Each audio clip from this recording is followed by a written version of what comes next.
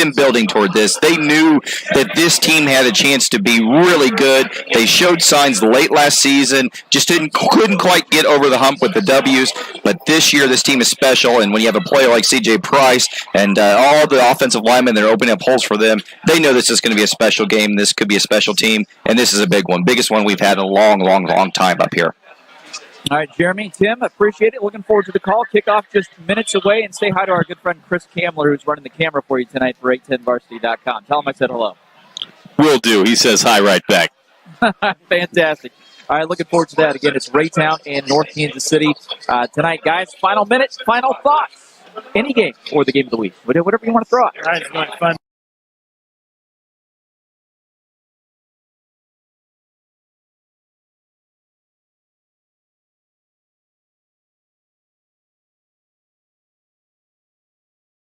Kind of games and not have to worry about any rain or anything. It's going to be a lot of fun.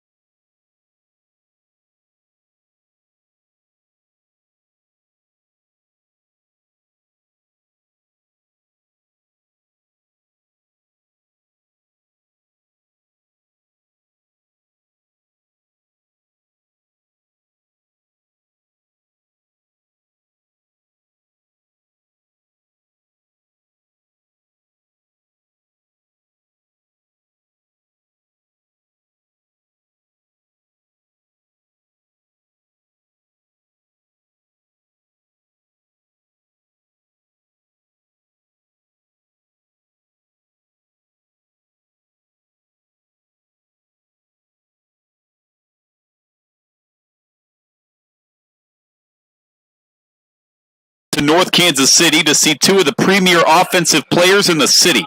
C.J. Price has rushed for nearly 2,500 yards and scored 36 touchdowns in just 8 games for the Hornets. Joe Campbell from Raytown, he's been equally impressive, throwing for 2,300 yards and accounting for 30 touchdowns. I'm Tim Spurl, he's Jeremy Crabtree, and Jeremy, we might break the scoreboard tonight. we might. And to me, this game's going to come down to which teams can get just 3 or 4 stops on the defensive side of the ball.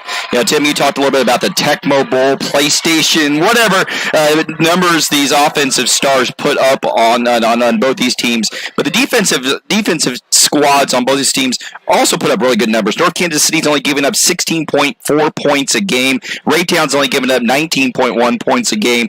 But neither one of these teams have faced an offense like they're going to see tonight throughout their schedule. It's going to be an incredible atmosphere. We've talked all week long about how this is potentially the biggest game in North Kansas City history. There's a league title on the line. There's a top 1 or 2 seedings in the Class 5 playoffs on the line. I fully expect a high-scoring affair and an absolutely incredible atmosphere all night long. For North Kansas City, they've been marred in mediocrity the last few years. It has been 20 years since they've had a team that finished with a record above 500. The last time they had 9 wins in a season, can you guess it, Jeremy? 1950-something? 1957. I knew that a little bit. They weren't even the Hornets at that time. They were the North Kansas City Pony Express. That was the last time they had 9 wins. That is a great mascot name, by the way. It is. They should have kept that, decided to switch to the Hornets. That's up for debate whether it'll stick or not. But regardless, they can do it for the first time since 1957. Been more than 60 years since that time. And this is a top 10 matchup, too. North Kansas City, they're the number 2 team in Missouri Class 5. Now Raytown into the top 10. They're at number 7. So not only do we have some video game-like numbers, these teams are actually pretty good. Yeah, no question. And they've gone through their schedules. Raytown's lone blemish came in week 2 to an Oak Park team that the North Kansas City absolutely obliterated 2 weeks ago. Raytown lost 14-7, but on the flip side, North Kansas City beat Oak Park 54-14. And talking to Coach Logan Minnick, he couldn't really explain how they lost that game. They just did not play well on either side of the ball. They did not play Blue Jay style of football. I expect them to just be an outstanding game and there's going to be a lot of interesting games within games. It's going to be interesting to see how these two teams approach it because they're just so contrasting styles of football. We know that North Kansas City loves to run, and Raytown likes to spread the ball out and throw it all over the place. So there's a lot of games within the game here tonight. I mentioned this is a top 10 matchup in the city. These two teams are also ranked very high in the A10Varsity.com poll this week. North Kansas City checked in at number 7 in the city. Raytown at number 17 in the city. And North Kansas City will get their chance to get their hands on the football first. And it'll be big number 10, C.J. Price, that'll head back deep to return this kid. And this is, again, a next-level guy, Jeremy. Yeah. He's got great size, 6'1", 220. It's just, where's he going to fit in at the next level? Is he going to be at that running back spot, or maybe on the defensive side? Maybe on the defensive side of the ball. And it's kind of unfortunate. We talked with CJ. I've talked to CJ several times throughout this process. He didn't take care of academics early on, but is within spitting distance of being qualified. So the schools are going to take a chance on him, and the schools that do take a chance on him are going to get themselves a heck of a football player. And you're right, CJ could end up playing a multiple of different player positions. Some are like him at corner. Some just see they can't take the football out of his hands because he's too explosive on the offensive side of the ball. Some like him as an outside linebacker. He's just one of those guys that is just a darn good football player regardless of where he ends up on that next level. North KC will go left to right across your radio dial, across your computer screen. If you're watching us online at A10Varsity.com, they're in those all-black uniforms, the purple numbers, and Raytown in their white road unis, the blue pants, the dark helmets. They will kick from the right, going to the left. They like to pooch kick. They like the onside kick, and the opening kick here is a high end-over-end kick that is going to be fielded near the 10-yard line. Across the 20, 25, big hole, a lot of room, far side midfield. Still going on his feet near the 40-yard line, cut back, still spinning and a run out of bounds, finally on the far side, and great starting field position after the big return by Jeremy Brown. That was just poor coverage by Raytown, but then also just outstanding speed by Brown. Found the hole at the middle, and he just was gone And what great field position. You don't want to give this offense short field, but here we are right out of the gate. Raytown's defense's backs are up against the wall against one of the best offenses in the entire metro area. And if you notice, 10 guys headed off the field, 10 guys come on. The one man that stayed on the field, C.J. Price. He won't leave it much tonight. He's the deep back behind his quarterback, Seth Motley. He gets the carry, going straight up the middle, breaks one tackle, and then he's gang tackled near the 30, near the 29. He kept turning the feet. And he's a powerful runner. That's what impresses me most about him. Yes, he's got breakaway speed, but he loves to run between tackles and is so hard to get down. It does not go down on first, second, even third contact, and that was a great example right there. Gets almost 7 yards on just a simple running play up the middle. They line up in the I formation. And now they're going to shift into a pistol set. Hall, the quarterback, high snap over his head, and now they're going to blow this one dead. And that would be normally a false start, and if it is, it just saved North Kansas City. Interesting. They're going to call offside. Wow. And again, you don't often see them blow it dead for an offsides call, but that time they did. You know, maybe that was one of the cases of the center snapped the ball because he realized that somebody was offside and got the 5 free yards there. But, fortunate that there was a whistle because the snap was way, way over Matley's head. So, but the 5-yard penalty will actually move the chains for North Kansas City.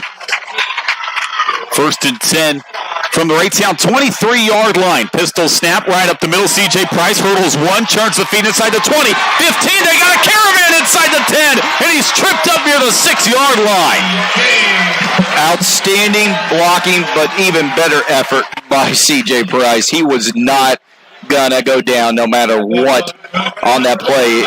And honestly, I think it was his lineman that kind of tangled him up there because he hurdled the guy and kept going and going and going and going.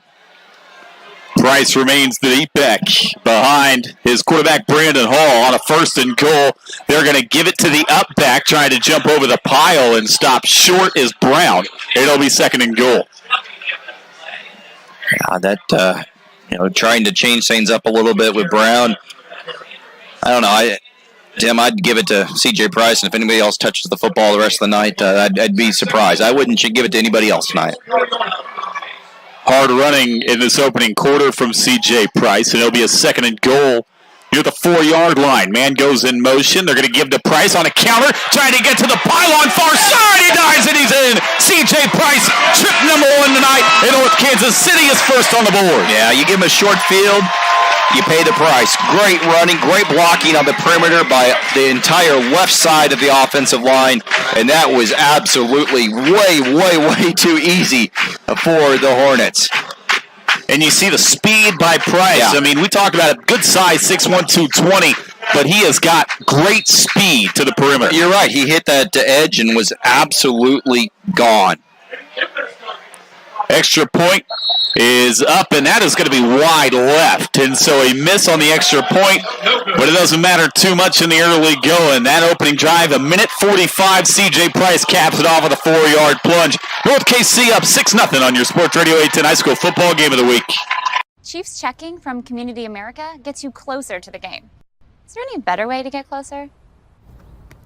Hey, man. Go long.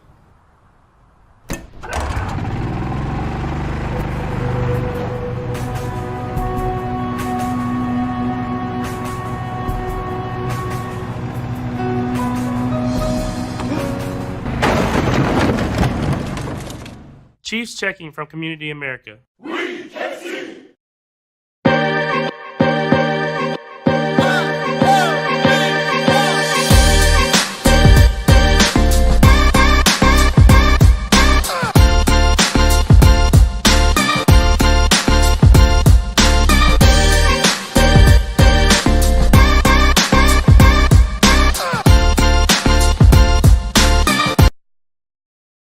East of State Line on Highway 150. They're online at Here we go.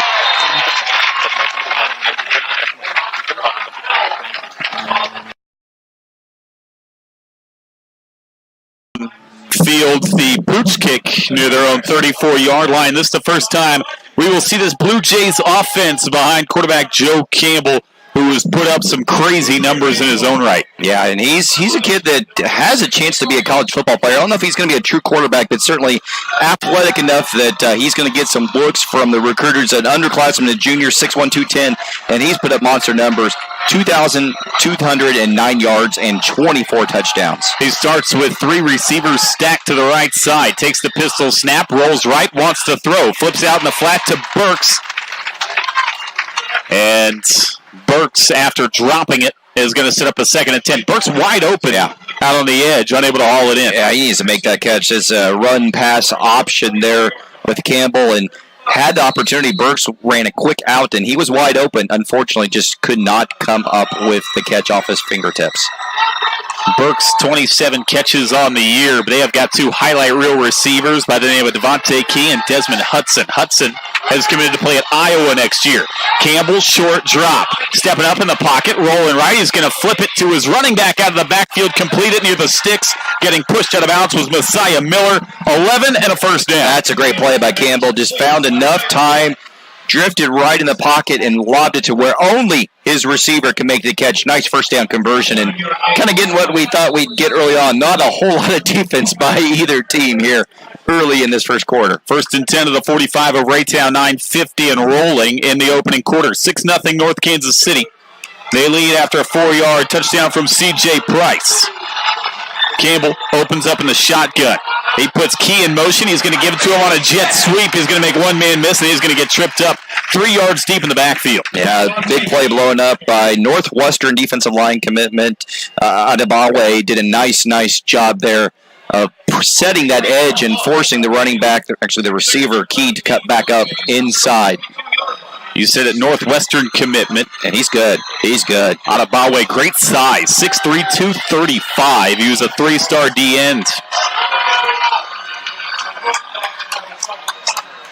Play clock inside 10 as Raytown taking their time getting the play call in. They all checking those wristbands.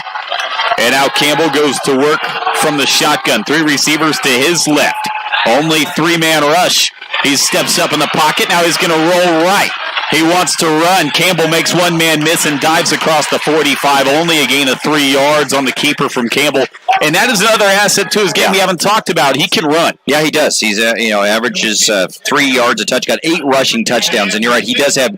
He's not a burner, but he does have good escapability, and he showed some there. Just a shoestring tackle away from Hussein from breaking that for even bigger yardage. So sets up a 3rd and long situation. And Raytown has to convert and put points on the board. And you cannot afford to get down against this ball control running attack that North Kansas City has. So big play early on here in this game. Play clock to 2. Campbell the shotgun snap. Has all day, flips it underneath on the run. Burks trying to get to the sideline, does across the 45-yard line, right at the sticks. He's pushed out of bounds. But that looks like it's going to be just enough. 10 yards on the catch and run. Jaheim Burks putting on the Jets. I like that play. Campbell was calm and cool in the pocket, and Burks had to come all the way across the formation from the right side of the field to the left and got it to him in space and didn't use his speeds to scoot for that first down. But how about Campbell, Tim, just staying calm and cool in that pocket with a big 3rd down play and defensive ends coming right at him. Campbell, only a junior, 6'3", 210 pounds. They're going to send pressure at him here on a 1st and 10. He's going to roll right. He's trying to get to the edge. Almost got tripped up, stays on his feet, scoots past another, picks up 3 yards, and ducks out of bounds. Good, nice, good play there. The North Kansas City crowd was hoping they would get a holding call on Adebawe, but it didn't get called there, and Campbell was able just to get some positive yards. Adebawe harassing him. He's their leading tackler. He's also recorded 5.5 sacks through these 8 games. Almost got 6.5 right there. Gain of 3, 2nd and 7. 7:40 to go opening quarter. 6-0 North Kansas City. Raytown on the move. Campbell pistol snap is going to give straight up the middle of Miller, and not a lot of room there. And this is a stout defensive line for North Kansas City. 3 of their top 4 tacklers are along that defensive line. Yeah, they make a lot of positive plays, and they kind of get overshadowed because of the way that their offense plays, but they've done a very, very good job so far this season on the defensive side of the ball.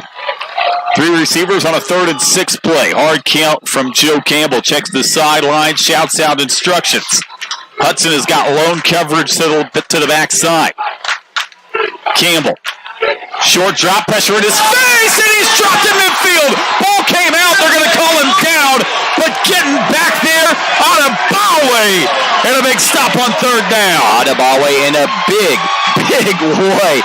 He beat the right tackle with just a simple bull rush and was through there in the blink of an eye, and there was nothing that Joe Campbell could do on that play. Nice stop by this Hornets defense. Offense stays on the field, but Joe Campbell, he will sometimes pooch kick it.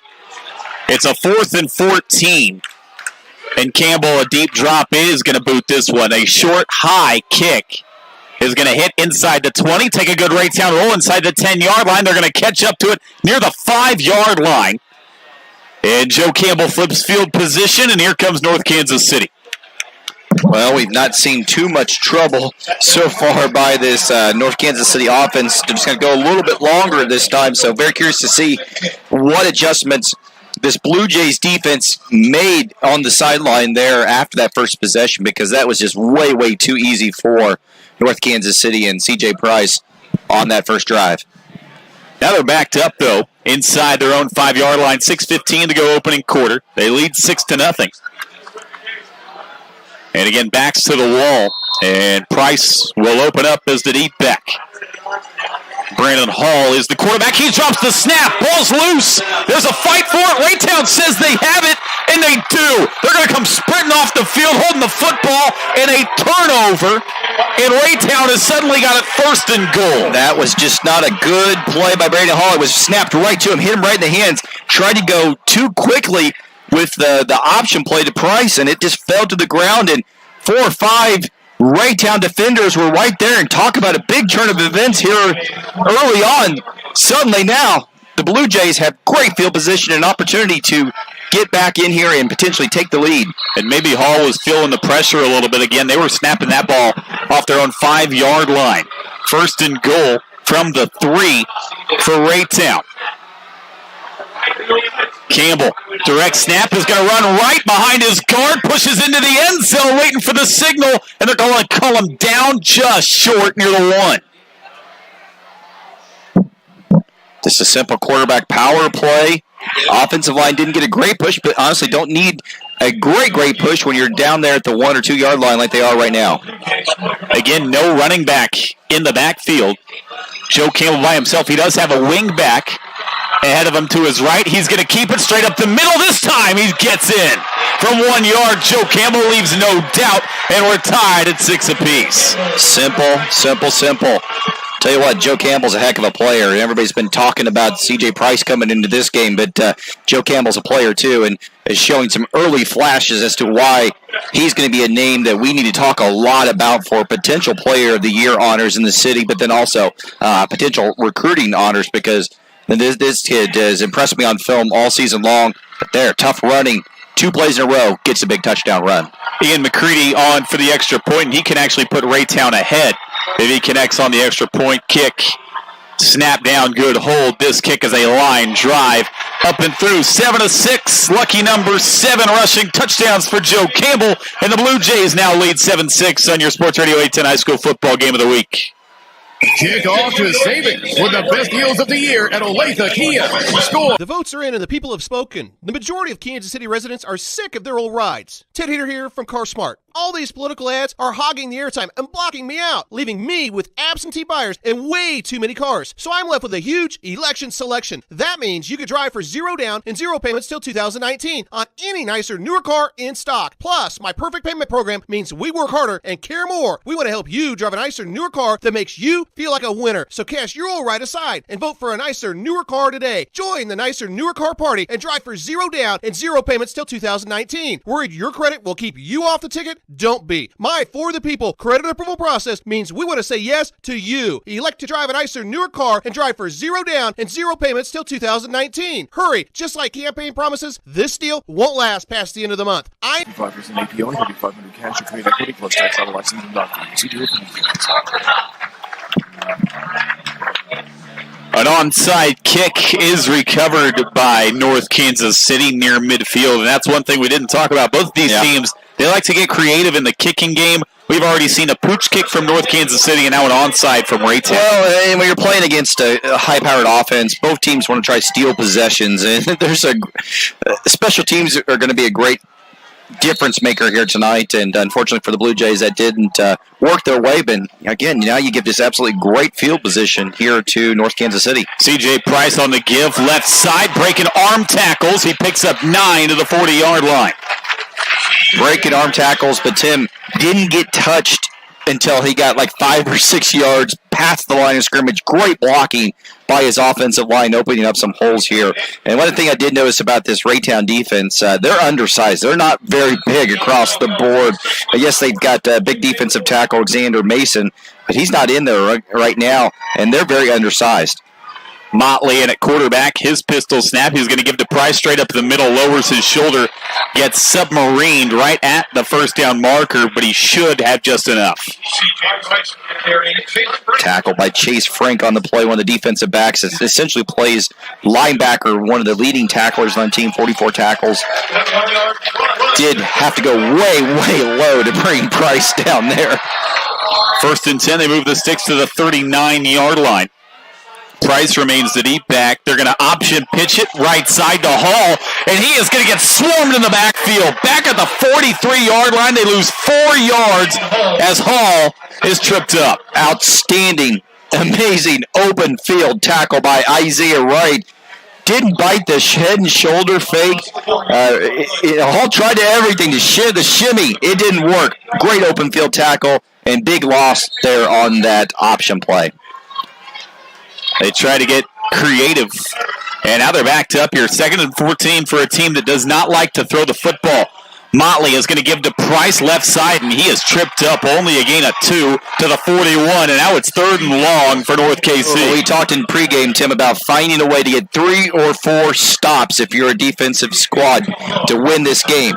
Here's a great opportunity to get one of those 3 or 4 stops. You need to get your offense back on the field on this 3rd and 12 situation if you're Raytown. 4 minutes to go, opening quarter, 7-6 Raytown. Motley pistol snap is going to give to Price. Right side, trying to get to the sideline. Stiff arms 2 defenders, and now he steps out of bounds near the 38-yard line. Only picks up 3 on the ground on a 3rd and 12, and now here comes 4th and 9 for the Hornets. Yeah, that's a situation where you might think about going for it again because, like we talked about, both offenses are dominant and defenses have not played well all season against this high-powered offense. So I'm thinking if I'm Coach Douglas, I'm going for it and putting the ball in number 10's hands in some fashion. But nice open field tackle on that last play. Tim Casher, the other safety. Here we go, 4th and 9. Again, this is not a team that likes to throw the ball. Motley is going to motion Price out of the backfield. Short drop is going to throw it over the middle. Has his man inside. It's Joyner inside the 10. They are walking untouched on a 4th and 9. They go 38 yards to the house, and the Hornets lead. That was just, I don't know how to really describe it because they look like they let all the defensive linemen come through. Maybe it was going to be a screenplay, but guess what? Find the open receiver wide open, Daniel Joyner, down the seam, and what a pass and what an answer by this North Kansas City offense on 4th and long. Not only get the first down, but you take it to the house and a touchdown. Great play there. This time, the extra point kick is up and through. 13-7 North Kansas City strikes right back on Sports Radio 810. Kickoff to saving with the best deals of the year. Whether it's a car accident, storm damage, or a fire, when the unthinkable happens, it doesn't matter if you saved money in 15 minutes. In this moment, it doesn't matter if your neighbor has the same insurance you do. In this moment, what matters is that your independent insurance agent and the company that stands behind them have you covered. Auto Owners Insurance, the no-problem people. Visit Briar Payne Mead Insurance in Kansas City today at bpminsurance.com or call 913-402-9576. That's 913-402-9576 and ask about Auto Owners Insurance today.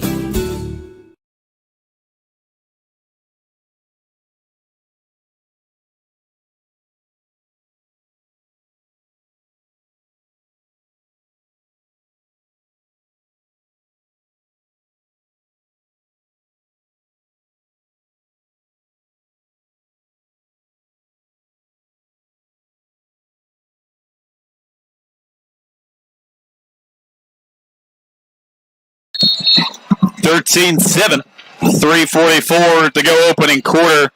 North Kansas City has it teed up. Last time they tried a pooch kick. This time the run up, and they're going to boot this one end over end, 5 yards deep into the end zone, a touchback.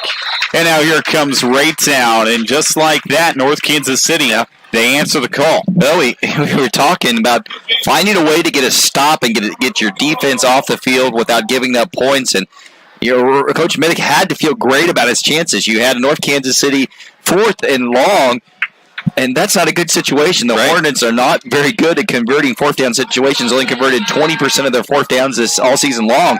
And not only did they give up a 4th down conversion, they gave up a touchdown by not even covering the receiver. Just a huge, huge mental error by the Blue Jays defense. 6th touchdown throw of the year for Matley, by the way. Campbell back into the shotgun, short drop, free runner. They set up the screen near side to Miller. He's got blocking. 30, 35. Miller spins off another across the 40, and he dives down near the 43-yard line. Boy, how about 20 yards on the screen pass?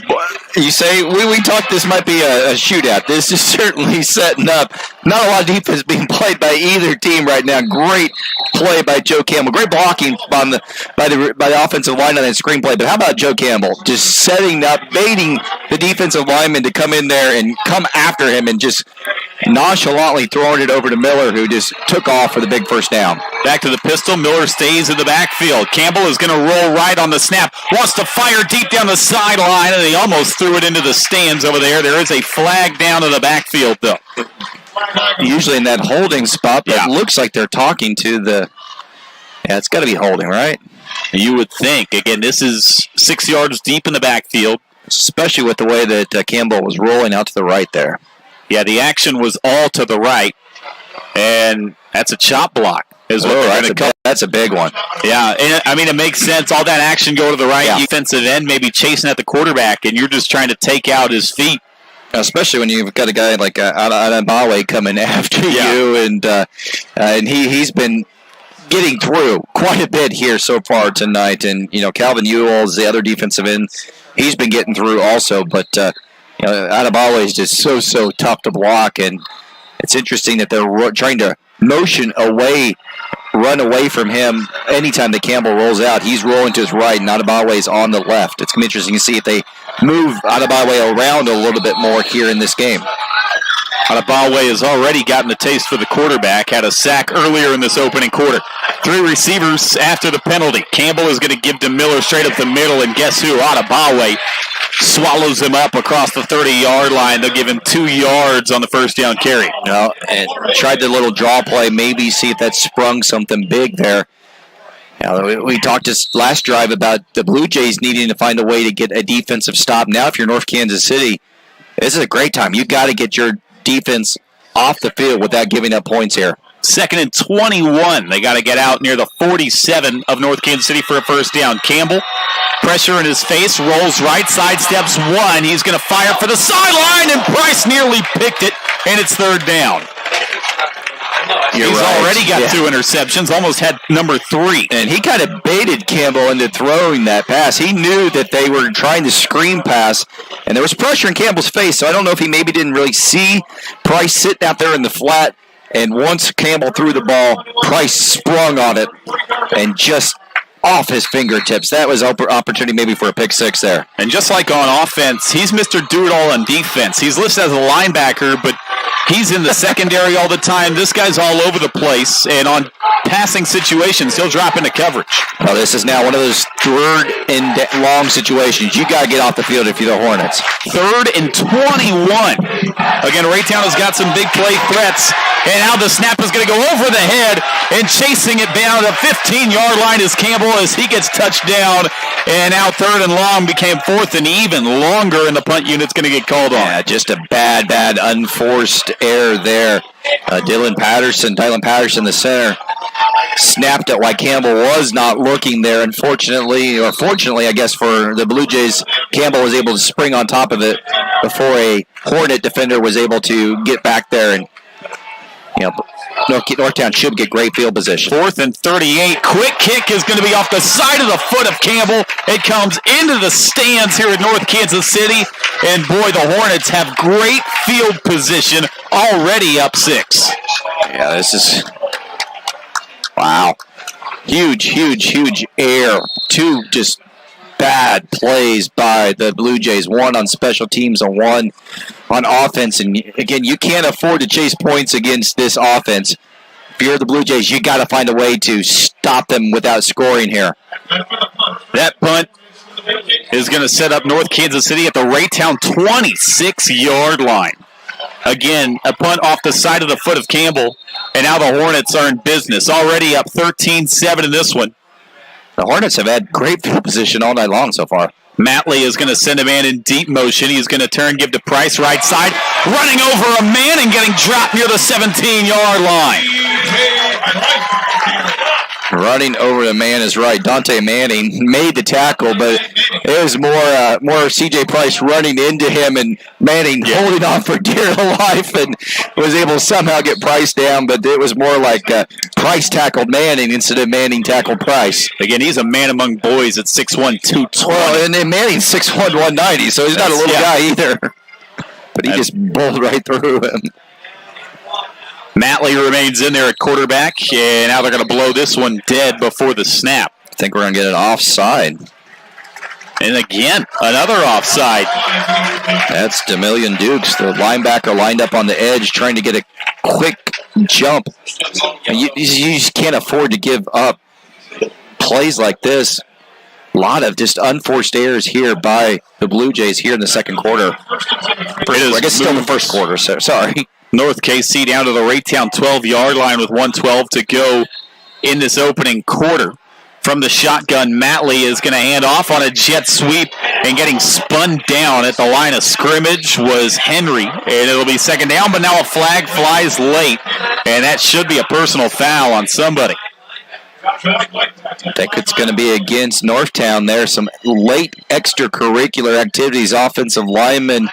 Man, I know they're all kind of looking at Daniel Joyner. Joyner's holding his hands kind of like, what did I do? What did I do? But certainly some late extracurricular activities is going to cost Northtown 15 yards. Yeah, there was no question, I guess, for the players. Raytown immediately was clapping for that flag as if they knew immediately that was going to go against North Kansas City. We didn't see what happened, but apparently they saw it. And now here comes first and real long, and now more whistles before the snap. And that is actually going to be timeout number 1 for Leon Douglas and this team that, again, has not had a winning season in 20 years. That was the last time they even broke the 500 mark, was in 1998. And Leon Douglas has obviously done that in a big way this year. Now, and keep in mind, these are big opportunities here for playoff seeding here. Right now that if you look at things were to end today, Raytown is on the number 1 line on this side of the bracket. And on the flip side, North Kansas City is on the number 2 spot on the other side of the District 8 bracket. So this is all about seeding here. Out of the timeout, Price hurdles one straight up the middle across the 20 and down near the 19-yard line. Gets a lot of that penalty yardage back. And now it's going to set up third down. He's used that. He's hit that jump button multiple times here tonight on his controller. It's that Y button. Yeah, he's not afraid to use it. Or the triangle if you're one of those PlayStation people. Yeah, that PlayStation people. Boo. Yeah. Yeah, we're on the same wavelength. Give me my Xbox. Third and 15. This could be the last play of the opening quarter. They set a man in motion. They give to Price straight up the middle. Hurdles another. He's inside the 10. C.J. Price, his second trip to the end zone in the blink of an eye. Price has got North Kansas City up 19-7. Well, Price is going to get a lot of the credit there on that play, but the offensive line deserves the credit. Just dominating blocks on the interior. All of the defensive linemen were down on the ground because of the blocking of the interior of the offensive linemen. You're right. Price had to hurdle the defensive lineman and the offensive lineman because they had taken him to the ground. Some great one-on-one wins by the Northtown offensive line sets up C.J. Price to dance into the end zone with a monster touchdown run. Offense will stay out there. And now they're just going to line up for an extra point kick. Price was waved back in. He's the wing on the extra point unit, if you were curious. The extra point kick, by the way, is up and through. 20-7. All Hornets in the opening quarter on your Sports Radio 810 High School Football Game of the Week. This is Stephen St. John here. High school sports fans, Trent Green here, and when I want the latest scores and news, there's only one place I go, 810varsity.com. Live scores, features, brackets, and even watch games live on the laptop, phone, or mobile device. Watch the Lee Summit, Blue Springs, and Park Hill schools, Blue Valleys, Olathes, Rockhurst, Miege, Lansing. The list goes on and on into Missouri and Kansas. And playoff broadcasts too, plus top 25, awards, and more. Check it out now, Kansas City's home for high school sports, 810varsity.com.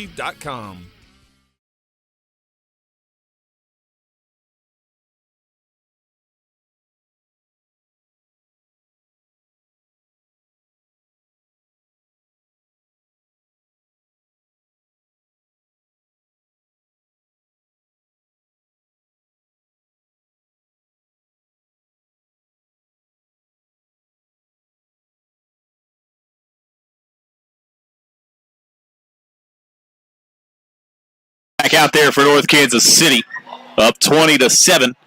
And this kick is going to be another end-over-end line drive kick through the back of the end zone. And, well, Ronaldo Calderon, the kicker for North Kansas City, has blasted the last two.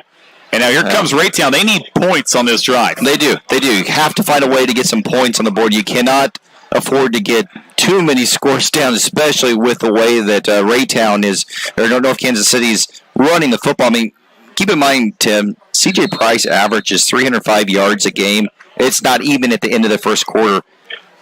10 carries for 80 yards and 2 touchdowns. Not a bad per carry clip either. I'll take 8 yards on carry. Campbell alone in the backfield is going to roll right, zip a screen pass that is going to short hop his intended target, 2nd and 10. Nice coverage by the defense here. Daniel Joyner, who has a touchdown catch, also playing both ways at outside linebacker, blew up that screen pass right there. 11 seconds to go in this opening quarter, 20-7 still. Hornet lead over the Blue Jays of Raytown High School. Raytown's scoring drive was a 3-yard drive after a fumble. They have not been able to move the ball offensively in this opening quarter. Empty formation again for Joe Campbell. North KC, they only rush 3. Adabawe gets home. A flag flies as well. The sack is going to drop 6 yards for Raytown, and then there's going to be a holding called as well. It's Justin Sasser, who has shown some flashes at left tackle, but he's going against a Big Ten level player in Adabawe, and Adabawe with just an explosive first step got around him, and Sasser tried his best to grab and hold, and got a hold of a jersey for just a fraction of a second, but guess what? Didn't stop Adabawe from getting the sack. His 2nd sack of the night. They're going to decline the penalty. Boy, everybody talks about C.J. Price, but Adabawe, man, Tim, he's really darn good too. Obviously gets overshadowed. Probably shouldn't, to be honest. It doesn't. Everybody likes sexy offensive stats, but Adabawe, 41 tackles, 20.5 tackles for a loss. That jumps out to me as a defensive lineman. 3rd and 16, and they're going to wind the clock down to the end of quarter number 1. Raytown in the world of hurt after one quarter, facing a 3rd and 16 after this on your Sports Radio 810 High School Football Game of the Week. The votes are in and the people have spoken. The majority of Kansas City residents are sick of their old rides. Ted Heater here from CarSmart. All these political ads are hogging the airtime and blocking me out, leaving me with absentee buyers and way too many cars. So I'm left with a huge election selection. That means you could drive for 0 down and 0 payments till 2019 on any nicer, newer car in stock. Plus, my perfect payment program means we work harder and care more. We want to help you drive a nicer, newer car that makes you feel like a winner. So cast your old ride aside and vote for a nicer, newer car today. Join the nicer, newer car party and drive for 0 down and 0 payments till 2019. Worried your credit will keep you off the ticket? Don't be. My For the People credit approval process means we want to say yes to you. Elect to drive a nicer, newer car and drive for 0 down and 0 payments till 2019. Hurry. Just like campaign promises, this deal won't last past the end of the month. I'm Ted Heater, your dealer for the people. See all the cars at GetCarsmart.com. That's GetCarsmart.com. Credit requires bank approval. Negative equity may be refinanced. Offer absolutely ends on October 31st, 2018.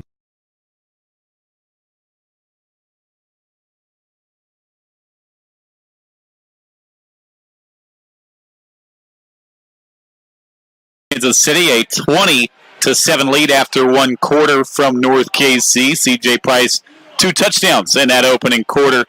And Raytown they're looking for answers as we open quarter number 2. They've got a 3rd and 16 to open up the quarter. They got to get out to the 30-yard line to move the chains. Joe Campbell is going to have Messiah Miller in the backfield to his left as we prepare to open up quarter number 2. I'm Tim Sproul. He is Jeremy Crabtree. You're listening live on Sports Radio 810, or maybe you're listening on the ESPN app, or maybe you're watching and listening on 810varsity.com. Doesn't matter how you're doing it. The important thing is that you're doing it on a fun Friday night with the playoffs looming in the state of Missouri. Campbell, shotgun snap, is going to roll left on the snap. Looking back to his right, he wants to uncork a deep ball. He will for Key. Key has got it across the 40, far sideline, 20. Devontae Key, you're not going to catch him. He's in the end zone. Oh, from 84 away, Raytown is right back. What did we just see? What did we just see? We saw an underthrown pass. And there were 2 defenders there. And Devontae Key said, forget this. I'm going to come back to the football. That's my football. And took it away and ran untouched into the end zone. Turned on his jets. Joe Campbell threw it up there. And to his playmakers, Devontae Key. Holy cow, Tim. That was fun to watch. Wow. Unbelievable throw. Unbelievable catch and run by Devontae Key. This kid has got a cannon. He threw that back post. High snap on the extra point. They get the hold down. The kick is up and through. We're going to talk about Whether it's a car accident, storm damage, or has the same insurance you do. In this moment, what matters is that your independent insurance agent and the company that stands behind them have you covered. Auto Owners Insurance, the no-problem people. Visit Briar Payne Mead Insurance in Kansas City today at bpminsurance.com or call 913-402-9576. That's 913-402-9576 and ask about Auto Owners Insurance today.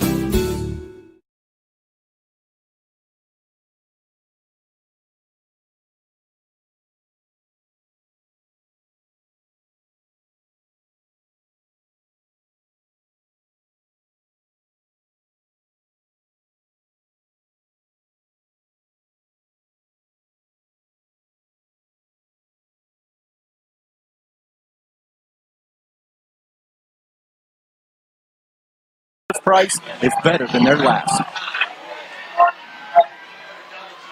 Watch it now. coming back with a bang on Sports Radio 810. 20-14. We've got ourselves a wild one forming here in North Kansas City. It is going to be an onside kick, and the up man for North Kansas City fields it cleanly, and the Hornets have it at their own 47-yard line. But, Jeremy, I thought that throw was incredible. I mean, that ball is almost 60 yards in the air. Easily. And it's one of those things as Coach Minnick's probably on the sideline going, no, because there were two defenders there. And Devontae Key just wanted the football more and took it. And that, he's explosive. Averages almost 24 yards of reception. An 84-yard touchdown. That'll boost your average right there. And Raytown's right back in this game now.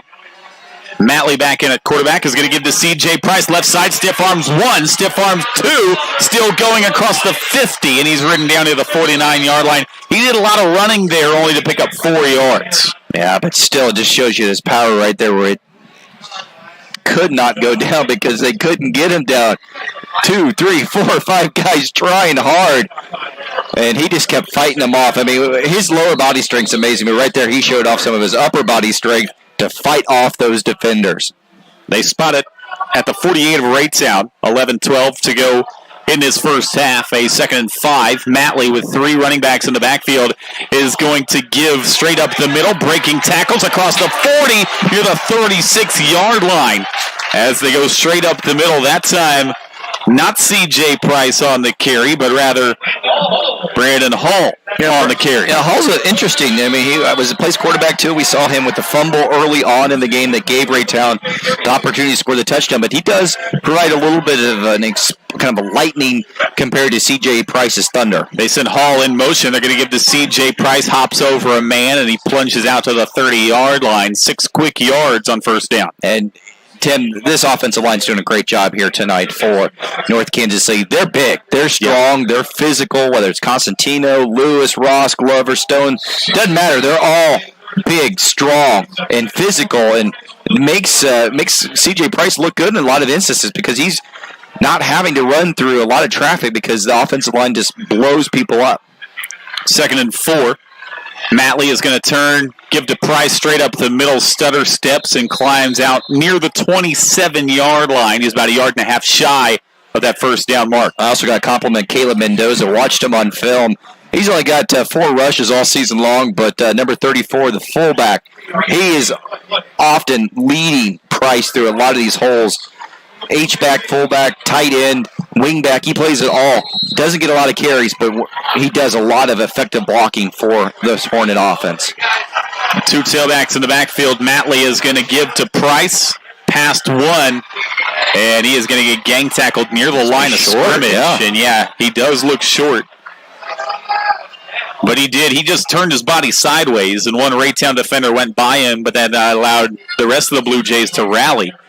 And it will be 4th and less than a yard. Well, you got to imagine this is going to be another handoff to Price. I mean,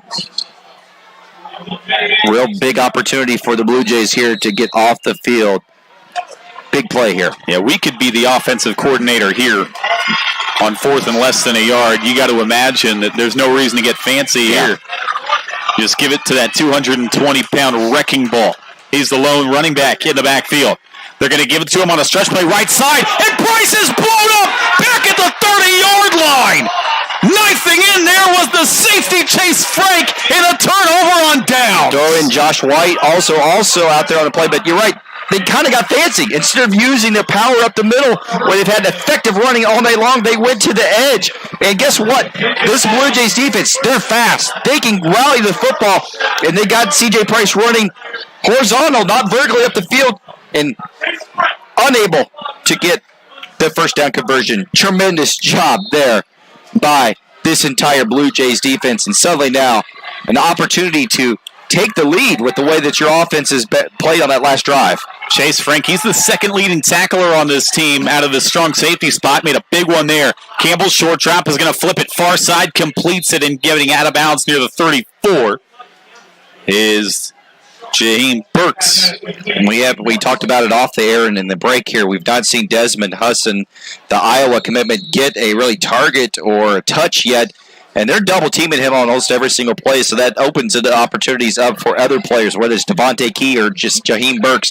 They're going to have to go bad big play it big if Hudson's going to get double teamed all night long. Campbell is going to keep it, breaks one tackle. He's got a first down and more. 45-yard line, lowers the shoulder and gets banged out of bounds. 9 yards on the keeper. You know, they don't really have much of a running attack, this Blue Jays offense, but right there, Joe Campbell showing some versatility and tough running there because he took a hit late on that play. Right at the 45 is where they spot it. 8:43 to go till halftime. 20-14, North Kansas City leads, but Raytown trying to take the lead on this drive. Shotgun snap, bobbled by Campbell. He's going to set up the screen to Miller. Far sideline. He's got a first down and more. Swimming in and out of tacklers, picking up a block inside the 20. Miller down the sideline, diving for the end zone. And Raytown has tied it up at 20. Wow, what a way to take advantage of an over-aggressive defensive line. We know North Kansas City is going to come after Joe Campbell. They've been doing it all night long. And you know what? Let out of my way. Let Orange, let Ewell, let all the defensive linemen through and throw behind them on the screen pass. And great blocking on the perimeter. And Miller, he is fast, Tim. Wow, he was explosive. Made one cut back to the inside, then another cut back to the outside, and turned on the Jets. And, Tim, we've got ourselves a heck of a game here. Wow. 2 long touchdown catch and runs for Raytown. The extra point kick is up, and it is through. And Raytown back on top, 21-20. Buckle up on your Sports Radio 810 High School Football Game of the Week. Christmas rocking. Why is it? Why? I think the under-over was 90. What? You know how far that was? Yardage on that touchdown? Had to be about 60 or so. 816-453-3049, 913-362.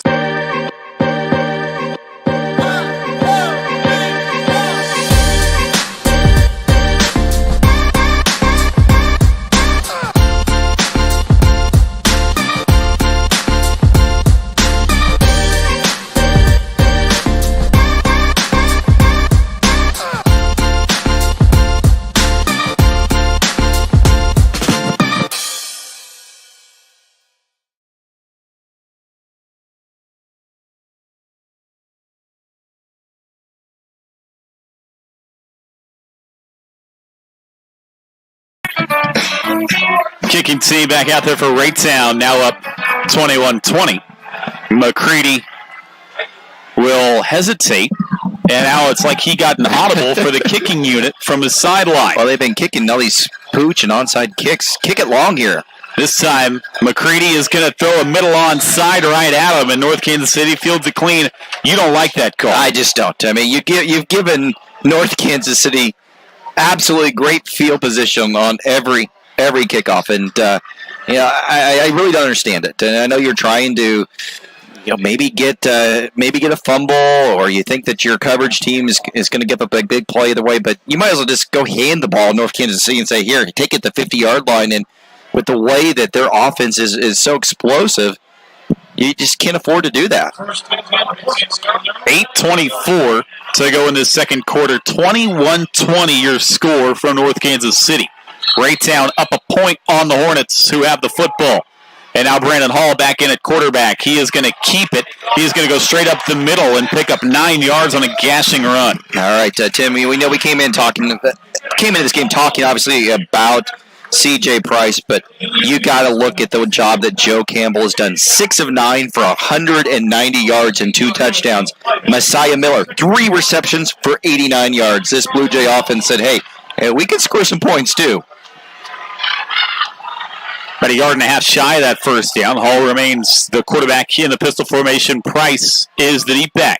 Hard count. They're going to fake it. Hall is going to pull it out. He's got a lot of room. A blocker ahead. Inside the 20. A little stutter and a spin inside the 10. Weaving it out. He gets into the end zone. And a flag flies near the 5, and they will take this one off the board. But still, an amazing individual effort by Brandon Hall, patiently waiting for his blocking to develop on the outside, then spinning. Great individual effort. Unfortunately, a late block on the perimeter. I believe they're going to get Jeremy Brown on the hold to either that or a block in the back. Yeah, block in the back. Yeah, it was Jeremy Brown, number 1, though, out there on the perimeter. I don't know if he really needed the block because Hall had the guy beat with the spin. But just explosive playmaking on both sides every single time, Tim. I mean, we can't go 2 or 3 plays without somebody busting a long one. We knew these defenses were going to struggle tonight, but boy, oh boy, I don't think we thought it would be this big. Brandon Hall's the kind of guy that's going to make you miss in a phone booth. 1st and 10 after they take the touchdown off the board from the 15. Hall remains the quarterback, sends a man in deep motion, is going to give to Price left side, and Price is going to get thrown down for a loss of 1. Great push by the Raytown front. I think it was Tim Casher, who was defensive back, but boy, he was lined up on the inside, outside there as a defensive end and really kind of blitzed through there untouched. Yeah, Cashier able to catch Price on the backfield his last 2 carries. Well, this could be big. I mean, if North Kansas City doesn't find a way to get into the end zone here, that holding play suddenly looks really, really bad. But the tide has turned real quickly in this game. North Kansas City was up 20-7, and now 14 straight by Raytown. Here comes a 2nd and 11 in the red zone. Hall. High snap is going to give to Price on a stretch play coming near side. He gets run out of bounds across the 15-yard line. Yeah, they're curious to run that stretch to the short side. Oh, and they ran the stretch on 4th down, too, and it got stopped. So, the stretch play allows this Blue Jay defense to use their speed and rally to the point of attack and to the outside. It doesn't really allow this offensive line to do what they do best, is gash people by running straight at him. Now we're at 3rd and long. Big play right here. Hall remains the quarterback. 6:50 to go till halftime. Pistol snap. They're going to give the Price. Hurdles 1, and he gets slammed down near the 18-yard line. They took him right out of midair. Chase Frank, they're legitimately bringing both safeties up and playing them at the line of scrimmage, and Chase Frank came untouched there. Price tried his jump move again, tried the Y button. Didn't work. And now we're at 4th and long. Yeah, I was going to mention it. Calderon, the kicker for North Kansas City, has not made a field goal this year. So the offense stays on the field. That's the call here from the 13-yard line of Raytown. 4th and 8 for the Hornets. Hall, low snap, picks it up. He He wants to run, makes one miss, flag flies, and he's going to get gang tackled well short of the first down marker, but the flag should definitely go against the Hornets in the backfield, and Raytown's going to get a turnover. And Chase Frank pointing emphatically to the other side, to his fans. He knows that was a monster play by this defense, and we talked pregame, just 1, 2, 3, 4 stops. Going to be the turning of the tide in this game, and there. Mark that down. That's one of these key stops here for this Blue Jay defense. And remember, a touchdown got taken off the board on that drive after a block in the back call. I mean, it was a good call. We're not arguing that. Legitimate. What's so unfortunate about it, I don't think Brown needed a hand, needed to hold, because I think Hall was going to get into the end zone. So Raytown back with it, up 21-20, 6:02. And what has been a shootout in half number 1 from the Northland. Campbell will be in the shotgun. He's going to give off to Key on a jet sweep, trying to get to the sideline, cuts it up near the hash mark. And he gets out just shy of the 20-yard line, about 5 yards on first down. Tell you what, Key's fun to watch. You got to wonder, is Hudson going to get a touch here sooner or later? He did have one-on-one coverage for the first time that we saw there. They've been rolling 2 guys up over him. He's got one-on-one coverage. You got to think you're going to take that opportunity sometime here in this game. He's got that sprinter speed. 2nd and 4, movement before the snap, flags fly. This should go against the Hornets. It should be a first down for the Blue Jays. Yeah. So that 5-yard penalty is going to go ahead and move the chains. Boy. And you started this drive at your own 15-yard line. 10 quick yards has got you out of the danger zone. Now you're on your own 25-yard line. And a new set of downs as well. Man goes in motion. They're going to give to Miller. Big hole, far side, spins off one, has got a first down and a gain of 12. Messiah Miller making things happen with his feet in this opening half. Yeah, they've not really run the ball effectively all night long, other than when Campbell's run several times on scrambles. But Messiah Miller there just did a nice job of somehow finding a way, cutting up through there and spinning for that big first down game. This is a big moment in the game right here, Tim, because if you're Northtown, you got to find a way to get off the field. Yeah, North Kansas City has not really been able to get any stops since Raytown shot themselves in the foot back in the first quarter. They're going to send a man in motion. They're going to flip it out near sideline. Burks looking for blockers. They never got there, and Burks was swallowed up back at the 38-yard line. He looked up, and there were 3 black jerseys staring him down. Yeah, as you mentioned, not blocked well.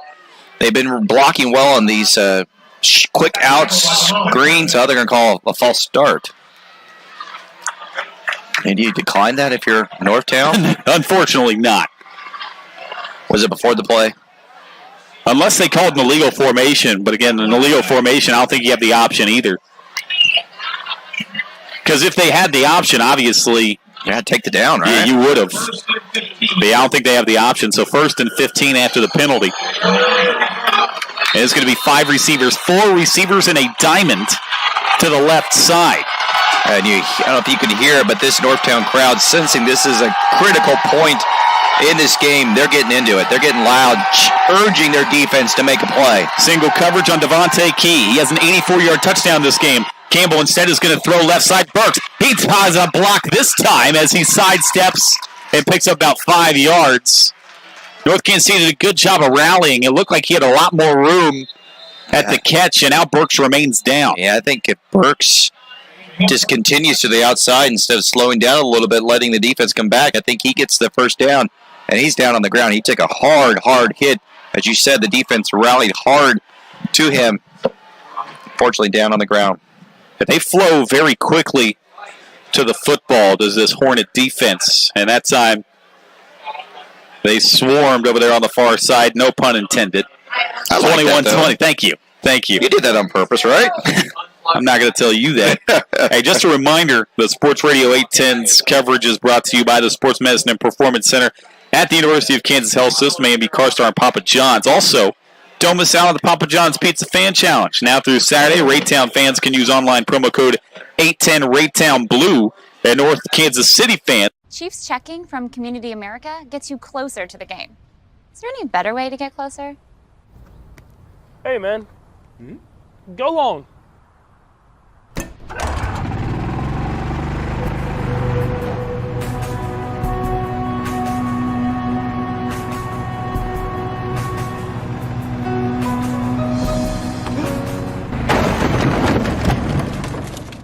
Chiefs checking from Community America. Versus Blue Springs. Blue Springs up 17-13 in the second quarter. Lee Summit North up 12-0 over Blue Springs South. Another good, interesting game. Lee Summit West is tied 14-14 against Ray Peck. Lee Summit's up 10-6 over Truman. Park Hill South is up 8-7 over Liberty North. And Northland folks are going to be just absolutely fascinated by this score.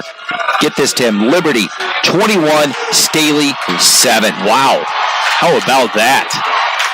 Here's a 2nd and 9 after the injury. Campbell on a keeper, far sideline. He picks up 2 yards, and it'll be 3rd down. But boy, yeah, that would alter some stuff. That would, because again, especially for this North Kansas City team, they're in the same district as Staley, and right now North Kansas City 2nd in the district standings, despite the 8-0 record. If Staley loses and North Kansas City is able to win tonight, you'd imagine that would put them above Staley. It should. It should. And we talked in pregame. That would mean in a playoff game here. Yeah, against Staley, presumably. 3rd and 7. Campbell is going to hand off. They want to set up the throw. Burks is going to throw it over the middle to his tight end for a short gain of 1 yard. He wanted to go deep. It didn't set up. And now it's going to be 4th and 5 after he dumped it off to his tight end, Ben Bryant. Yeah, they were trying to go long to Devontae Key on the receiver pass. And Solomon Glover, we haven't called his name all night long, but boy, he had Key locked up in coverage, was within his hip pocket the entire time. And, we've seen Logan Minnick squib kick it, onside kick it all game long. Most times this is a punt right here, 4th and 5 at your own 40, but the offense stays out on the field. Let's see if they do squib kick it. They need 5 to move the chains. 2:47 to go till halftime. Raytown a 1-point advantage over North Kansas City, 21-20. Campbell, an empty formation, 4 to the left, 1 to the right, and now whistles, and we're going to have a timeout. The play clock was at 1, and Logan Minnick. So let's talk about this. Logan Minnick, in his 2nd season with the Blue Jays, he actually spent a year as the offensive coordinator here for North Kansas City under Leon Douglas, so he's got some history with Leon Douglas, with the coaching staff, and nothing would make him happier than to come out here and hang one on his former boss. Indeed. Well, let's get some scores on the Kansas side. Bishop Miege, they're getting healthy tonight. Lose 2 really tough games to Rockhurst and Aquinas. They're playing Blue Valley Northwest. It's only 48-0. So certainly looks like the Stags are getting healthy in a quick way. Blue Valley West, this is a fascinating score, Tim. Blue Valley West, yes, the Jaguars are up 6-0 over Blue Valley High. Blue Valley lost last week to Mill Valley. Blue Valley North in Graham Mertz looks like they're rolling. They're up 21-7 over St. James. Mill Valley, huge win over Blue Valley last week. They're up 28-0 over Blue Valley Southwest. Gardner Edgerton 14-7 over Shawnee Mission West. That's a little closer than what we thought. And in the Battle of Lawrence, Free State 14, Lawrence High, the Chesty Lions 6. Out of the timeout, offense stays on the field for the Blue Jays. 3 receivers and a tight end to the left side. And all logic and says you punt this football here, but we'll see. There's no logic in a track meet. Leon Douglas is going to take a timeout. He's not happy about something. He's hot. Busting onto the hash mark. He's way out there yelling at his team. He made a beeline for Roman Vibar, the sophomore defensive back. Did not like something he did. He called a timeout and walked right over to Vibar there. You're right, Tim. Logic hasn't played much into special teams and some of these decisions, especially, you're right, because it is a little bit different of a situation because points are going to be scored. You need to steal possessions any way that you can here, but, normal logic says you punt the football and hope that your defense could do something, but, with the way that they've played it here, I wouldn't be surprised if we do see them go ahead and go for it on 4th and 5. 2:37 to go till halftime. Now, you mentioned those scores, by the way. Blue Valley North, we did their game against Blue Valley at the start of the year. They lost 3 straight to open the year. They've won 5 in a row. We talked about this last year. Yeah. Same type situation. They were sleepers on that 5 line. They're right on the 5 line right now. Back to this game, though. Raytown, a 4th and 5 out of the timeout. They send Burks in motion to the left side. I think they're trying to draw them off sides now, the old high school play. Miller in the backfield to the left of Campbell. Campbell is going to take the shotgun snap, and now he's going to pooch kick this one. It's a good kick. It's going to be fielded by Price near the 21-yard line. Trying to get to the near sideline, breaks one tackle. Steps up near the 40-yard line, makes one man miss, and then falls forward to the 44-yard line. Mr. Do-It-All, C.J. Price flips the field. And you're right. You flips the field and ends up only giving up 10 yards by punting the ball. So maybe in hindsight, Coach Minnick probably should have gone for it on that play. This is one of these games where logic has gone out the window with any kind of play. Good coaching, though, by Douglas to drop C.J. Price back there basically as a center you fielder. want him to touch the ball as much as possible, obviously. 1st and 10, Matley is going to give to Price straight up the middle, and he is wrestled down after a gain of only 3 yards. And now Raytown, they're starting to contain Price. They're not stopping him. I was just getting ready to say that. You're right. They're starting to battle through some of the blocks on the offensive line. Their linebackers are getting through and making some plays that they did not make early on here in the first half. Suddenly, just a little bit more aggression and more signs of life from this front line of the Blue Jays defense. 2nd and 7. Inside 2 minutes to go till halftime. They're going to give to Price on a stretch play right side. Gets past the line of scrimmage and then not much further as he gets tripped up near the 39. The secondary players for Raytown have made great tackles in the open field on Price. And that was another one. Timmy Cash. And now a late flag. Oh, are we going to get a celebration? Boy, these teams are almost to their huddles and the flag comes out. You're kidding. North Kansas City saying it's against Raytown, but that's just words. I mean, no one's around anyone. Oh, they're going to sideline warning. Okay. That's petty, sir. Oh, my gosh. I have strong opinions about sideline warnings. Seriously. It's just a warning, though. The next one's the 5-yard penalty. That's the big one. There's a bit of sarcasm in that, by the way. 3rd and 4 from midfield. Big play here. Big play here. Got to convert if you're Northtown. And this is probably 4-down territory the way Leon Douglas plays. 1:38 to go till halftime. 2 running backs in the formation. Matley is going to give to Price straight up the middle, banging his way for 3 yards. And like you said, a yard short, but now a late flag flies. And I think this one is going to go against the Hornets. Yeah, they're going to get Samuel Glover, the right guard. I think they're going to get him for some extracurricular after the fact. And that's just monster if that's the call. Hey, you said after the fact. They were pulling bodies off the piles, and Glover put a Blue Jay on the turf near the 45-yard line. And it is going to be a personal foul against North Kansas City. Boy, that's just killer. You cannot make mental errors in a game like this, in a situation where you're trying to keep up with an offense that's been explosive and putting points on the board, and you know that your offense can put up points, and your defense is struggling. You can't make mistakes like that, because suddenly 3rd, what would have been 4th and very makeable turns into 3rd and absolutely long. It would have been 4th and a yard at the furthest. I mean, you're talking within a yard. Are they saying it was a dead ball? Yeah, dead ball. So that's 4th and now. You're right. You lose the down.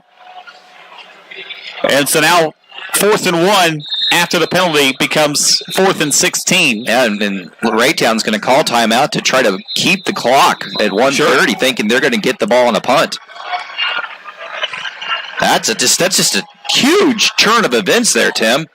1 timeout remaining now for the Blue Jays of Raytown High School. They come in 7-1, ranked 7th in Missouri Class 5. North Kansas City, of course, undefeated, 8-0, number 2 in Missouri Class 5, but somehow, again, 2nd in their district behind, of course, number 1 team in the state, Staley, who was losing last time we checked by 14 to another Blue Jay team, Liberty. Yeah, Chad Friedgen, the Liberty coach, thought, he knew he had a challenge ahead, but he felt really good about the way that his team's been playing the last couple of weeks and thought that they had a real chance. And we've been up there to Liberty before, Tim. We know what type of an electric environment that stadium can be, and how everybody in Liberty shows up for those games. So back on the field comes the punt unit for North Kansas City. And this could be, Blue Jays should get just great field position. Hornets don't punt it much. Seth Matley will be back there to boot it away. And it's the dangerous Devontae Key back deep. They're coming after this one. They nearly got it. A towering kick into the lights here at North KC. Oh, boy. And, boy, no one was around Key. And Key called for a fair catch, and off the hop, just stands there. And that's Whitmill, a senior defensive back. Stops it, picked it up like a shortstop catch in the high bounce. And that would have kept rolling, yeah, too. That would have rolled a long, long, long way. And suddenly now, what would have been probably down to maybe the 15, 20-yard line, now the Blue Jays are cooking at the 35-yard line. Mental. Yeah, several big mistakes mentally here by Northtown in this second quarter. Here comes this Raytown offense that all of a sudden is rolling in quarter number 2. They got 1:22 to go till half. 4 right, 1 left. Campbell, they only rush 3 at him. Is going to throw a deep ball, far sideline. It is going to be incomplete, back shoulder for Desmond Hudson. And here comes second down. Yeah, he was manned up, tried it. Good coverage by Solomon Glover. We've called his name multiple times here tonight. Was right in Hudson's back pocket. And Campbell saw the one-on-one coverage and said, you know what, I'm going to throw it to my Big 10 bound, 6'4", 210-pound receiver. And Solomon Glover said, I'm not having any of that. Great coverage. It's the first time they have targeted the 3-star recruit. 2nd and 10, 1:16 to go till halftime. Raytown up a point, trying to add to it before they head off to the locker room. 3 right, and still isolated over there is Hudson to the left. Short drop for Campbell, stepping up in the pocket. He wants to run, he will. Near sideline, 45, dodges a man up to the 48. That's a pickup of 12 on the ground. First down, they stopped the clock at 1:07. Just a great heady play by Campbell. Knew that there was not anybody on that right side. Everybody went back to cover the receivers wide open. He gets the first down.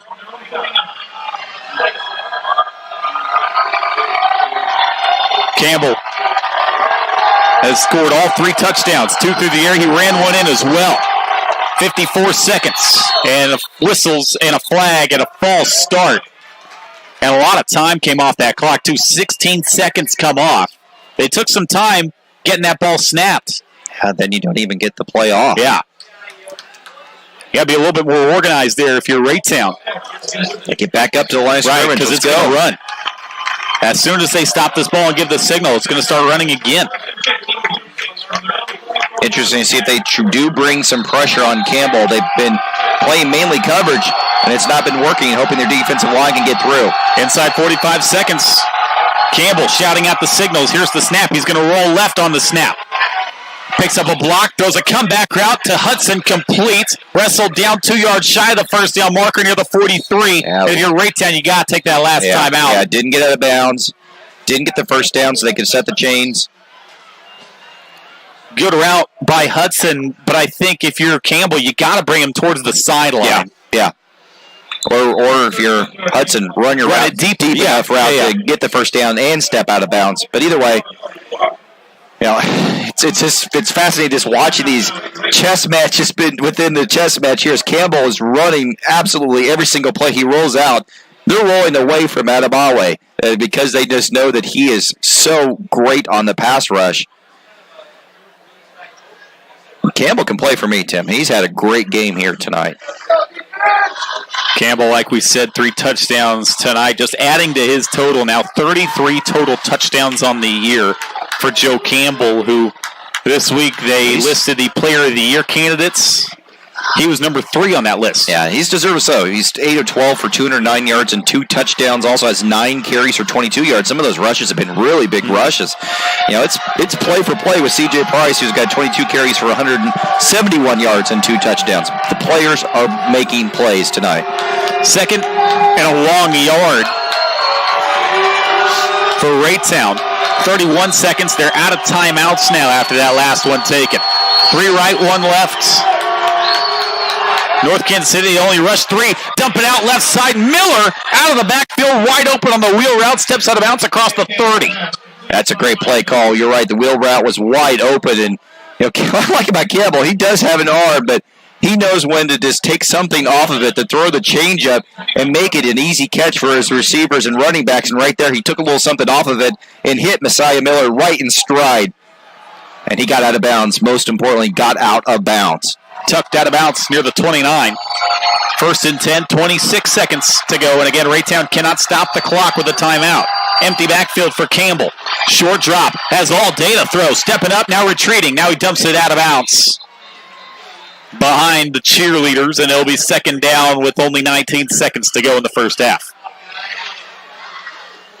That's another just heady play. Instead of making a mistake and getting a sack or trying to scoot up the field and then not get the first down, nice heady play by Joe Campbell to throw it out of bounds. Most importantly, get out of the pocket and throw it out of bounds past the line of scrimmage so you don't get the intentional grounding call.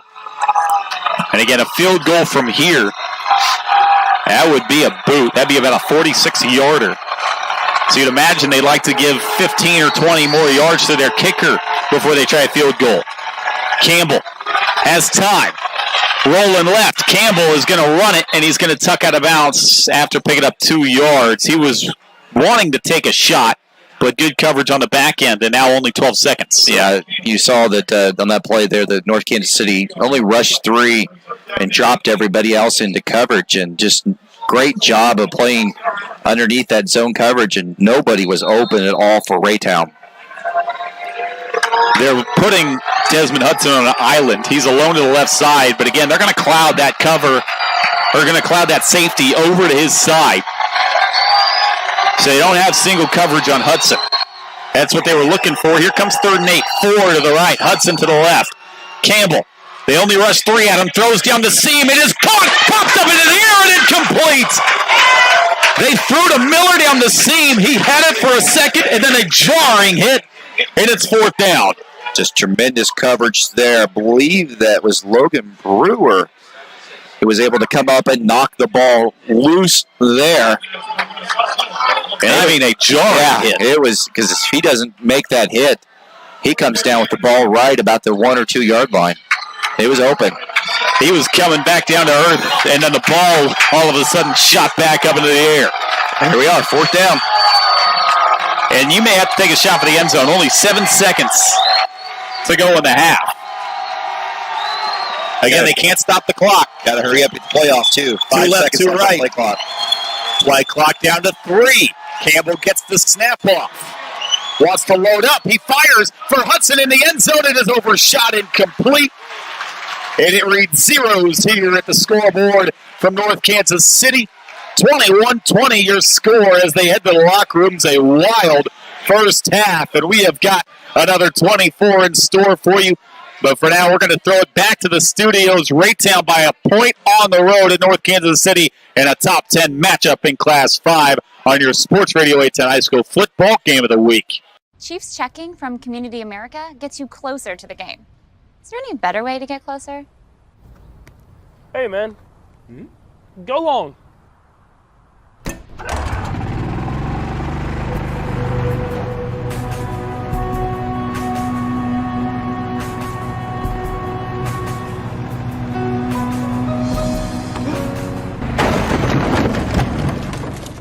Chiefs checking from Community America.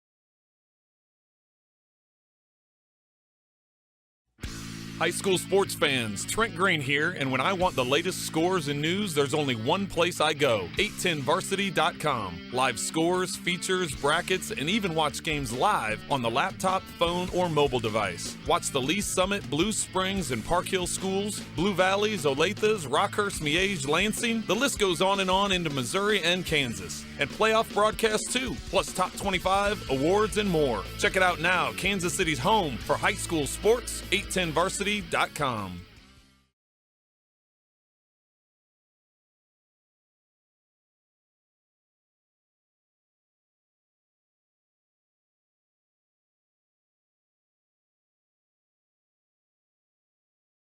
The votes are in and the people have spoken. The majority of Kansas City residents are sick of their old rides. Ted Hater here from CarSmart. All these political ads are hogging the airtime and blocking me out, leaving me with absentee buyers and way too many cars. So I'm left with a huge election selection. That means you could drive for $0 down and 0 payments till 2019 on any nicer, newer car in stock. Plus, my perfect payment program means we work harder and care more. We want to help you drive a nicer, newer car that makes you feel like a winner. So cast your old ride aside and vote for a nicer, newer car today. Join the nicer, newer car party and drive for $0 down and 0 payments till 2019. Worried your credit will keep you off the ticket? Don't be. My For the People credit approval process means we want to say yes to you. Elect to drive a nicer, newer car and drive for $0 down and 0 payments till 2019. Hurry. Just like campaign promises, this deal won't last past the end of the month. I'm Ted Heater, your dealer for the people. See all the cars at GetCarsmart.com. That's GetCarsmart.com. Credit requires bank approval. Negative equity may be refinanced. Offer absolutely ends on October 31st, 2018. Whether it's a car accident, storm damage, or a fire, when the unthinkable happens, it doesn't matter if you saved money in 15 minutes. In this moment, it doesn't matter if your neighbor has the same insurance you do. In this moment, what matters is that your independent insurance agent and the company that stands behind them have you covered. Auto Owners Insurance, the no-problem people. Visit Briar Payne Mead Insurance in Kansas City today at bpminsurance.com or call 913-402-9576. That's 913-402-9576 and ask about Auto Owners Insurance today.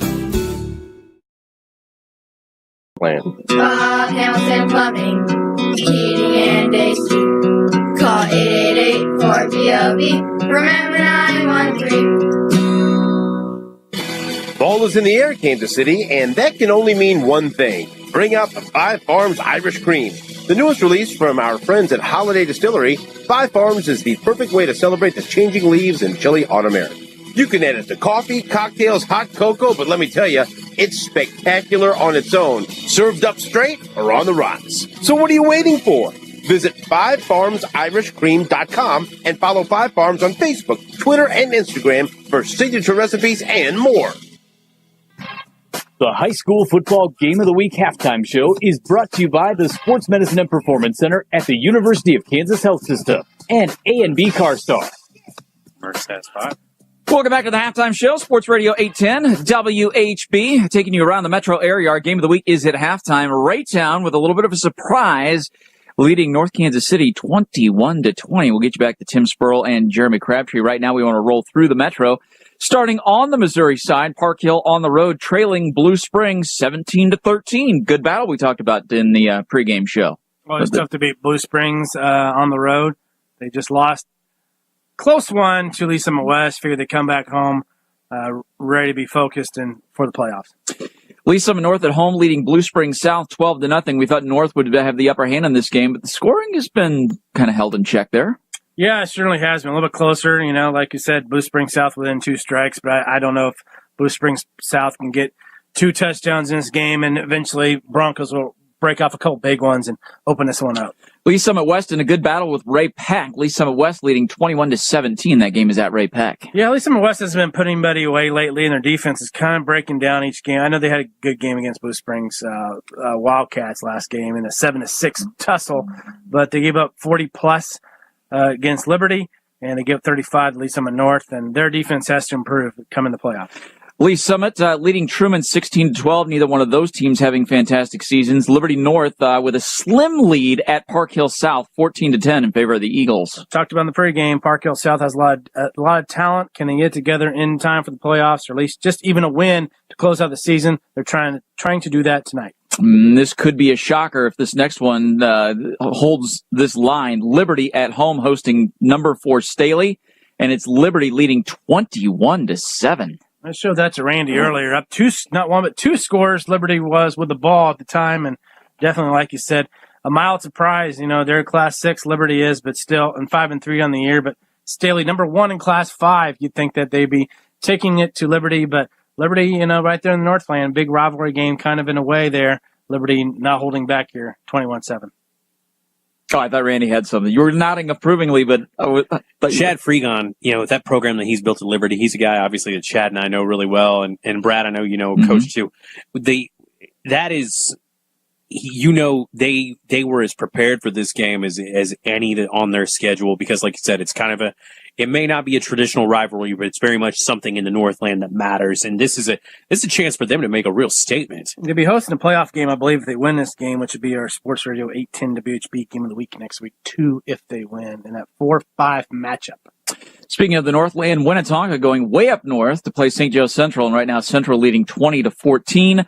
Our game of the week, as we mentioned, Raytown leading Northtown 21-20. Fort Osage blanking Ruskin 23-0. Hickman in town again. It seems like Columbia Hickman's here almost every week. They are leading Oak Park 14-6, and neither one of those schools is having a particularly good season. No surprises what you said there for Osage, handling Ruskin and everything you just said. Obviously, the game of the week is a fun one. We'll find out more in the second half. All right, just as you said that, I hit the refresh. No, you're going to go on. Sometimes you got to do that in the middle just to make sure you're caught up on everything. But Belton leading Billy Chrisman 17-7. Platte County and Grandview in a good, I guess, a street fight right now with Platte County leading 7-6. This would be a surprise here because Platte County's in position. They might be able to get that one seed out of that district or be right there at the top 2 or 3, but looking to fight off the Grandview Bulldogs. They have a nice running back in Roderick Smith, but that's been you'd think Platte County would be lighting it up on offense, and you're going to bring up the next score in that district. Yep. And that's quite a game, too. This is a head-scratcher because we talked Smithville-Kearney in the pregame show, and the prediction machine said Kearney wins at home. Kearney, just a small lead, though, 7-3. Well, the prediction machine would be right. Yeah, it technically would be correct. That's a close one. And it probably would be a close one, Figured that to be in that 24-20 range, but, but obviously low scoring here in the first half, 7-3 at the break. Well, that all Kearney is doing is what Kearney does. They're running the football and playing tough defense. So they're perfectly comfortable in a game like this with Smithville. All right, 2 blowouts in progress. Grain Valley, and it just updated while I was looking. Grain Valley leading Raytown South 35-0, and Rockhurst at home leading Jeff City 28-0. A smile or smirk or just a little bit. Like I said, the rivalry isn't what it used to be, so it's not. We called a blowout in the pregame. That's what we got right here. It's hard to get a kick out of it the way it used to. Win or lose, it used to be a great game, but hasn't been that way in a while. Harrisonville and Odessa. Odessa up big, 28-6. Number 1 team in Class 3, looking to go undefeated in the regular season and make a long run to Class 3 playoffs against. Probably collision course against Maryville, up 21-0 in that game against St. Joe Lafayette. We've got a good one brewing in our next game here. Excelsior Springs at home, trailing Pleasant Hill, but it's close, 21-20. It's quite a battle there, and it'll just go down to the end here, and then there'll be final possession. Who gets the ball last? Apparently 21-20 at the half. Is Belichick involved? Maybe so. Wow. Ooh, too soon. Yeah. Oak Grove on the road, and they're struggling against Warrensburg, trailing 21-0. It's been a tough season for Pat Richard and Oak Grove this year.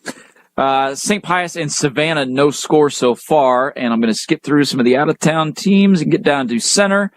Trailing at Sedalia Smith Cotton 20-6. Not surprised. Center's had a good year, and Sedalia's a class up, and they're playing pretty good right now.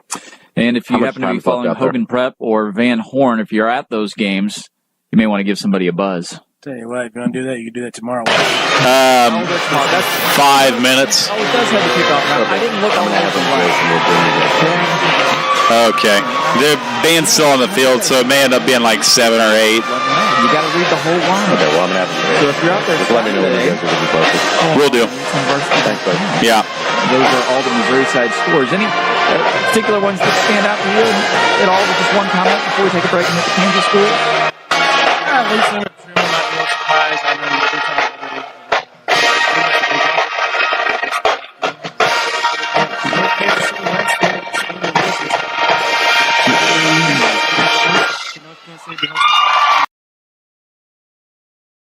Whether it's a car accident, storm damage, or a fire, when the unthinkable happens, it doesn't matter if you saved money in 15 minutes. In this moment, it doesn't matter if your neighbor has the same insurance you do. In this moment, what matters is that your independent insurance agent and the company that stands behind them have you covered. Auto Owners Insurance, the no-problem people. Visit Briar Payne Mead Insurance in Kansas City today at bpminsurance.com or call 913-402-9576. That's 913-402-9576 and ask about Auto Owners Insurance today.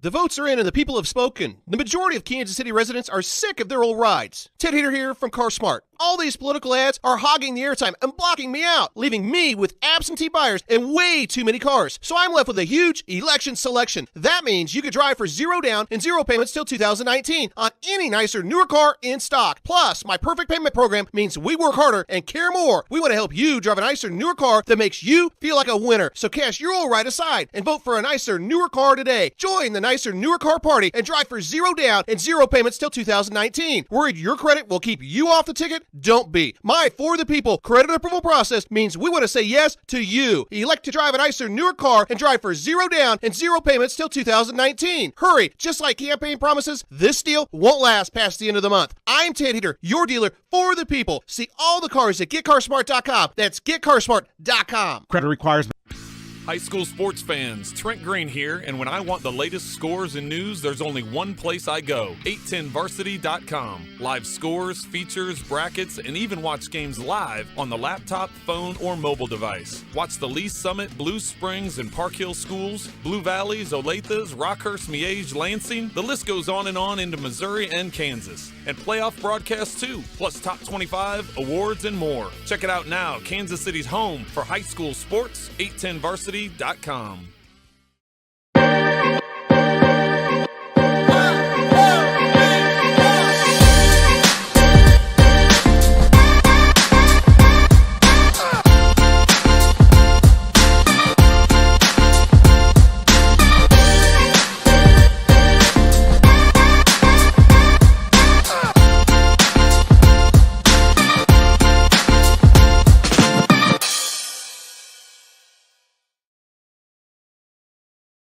Chiefs checking from Community America gets you closer to the game. Is there any better way to get closer? Hey, man. Go long.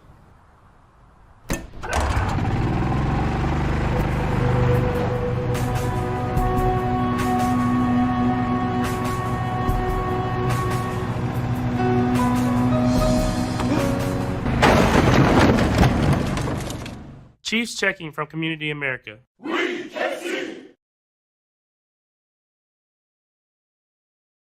The votes are in and the people have spoken. The majority of Kansas City residents are sick of their old rides. Ted Hater here from CarSmart. All these political ads are hogging the airtime and blocking me out, leaving me with absentee buyers and way too many cars. So I'm left with a huge election selection. That means you could drive for zero down and zero payments till 2019 on any nicer, newer car in stock. Plus, my perfect payment program means we work harder and care more. We want to help you drive a nicer, newer car that makes you feel like a winner. So cash your old ride aside and vote for a nicer, newer car today. Join the nicer, newer car party and drive for zero down and zero payments till 2019. Worried your credit will keep you off the ticket? Don't be. My For the People credit approval process means we want to say yes to you. Elect to drive a nicer, newer car and drive for zero down and zero payments till 2019. Hurry. Just like campaign promises, this deal won't last past the end of the month. I'm Ted Heater, your dealer for the people. See all the cars at GetCarsmart.com. That's GetCarsmart.com. Credit requires bank approval. Negative equity may be refinanced. Offer absolutely ends on October 31st, 2018.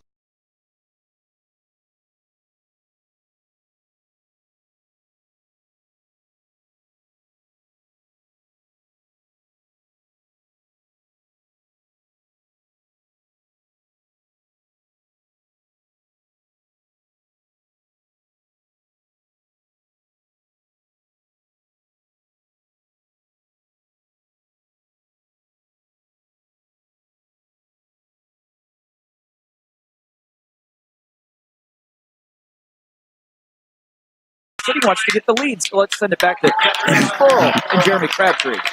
Thanks a lot, guys, and welcome back to North Kansas City. And like you guys mentioned, a 21-20 lead for Raytown at halftime. And Jeremy, we talk about Obviously, the two big names coming into this one, obviously C.J. Price and the numbers that he's put up, and on the other side, Joe Campbell and what he's done so far this year.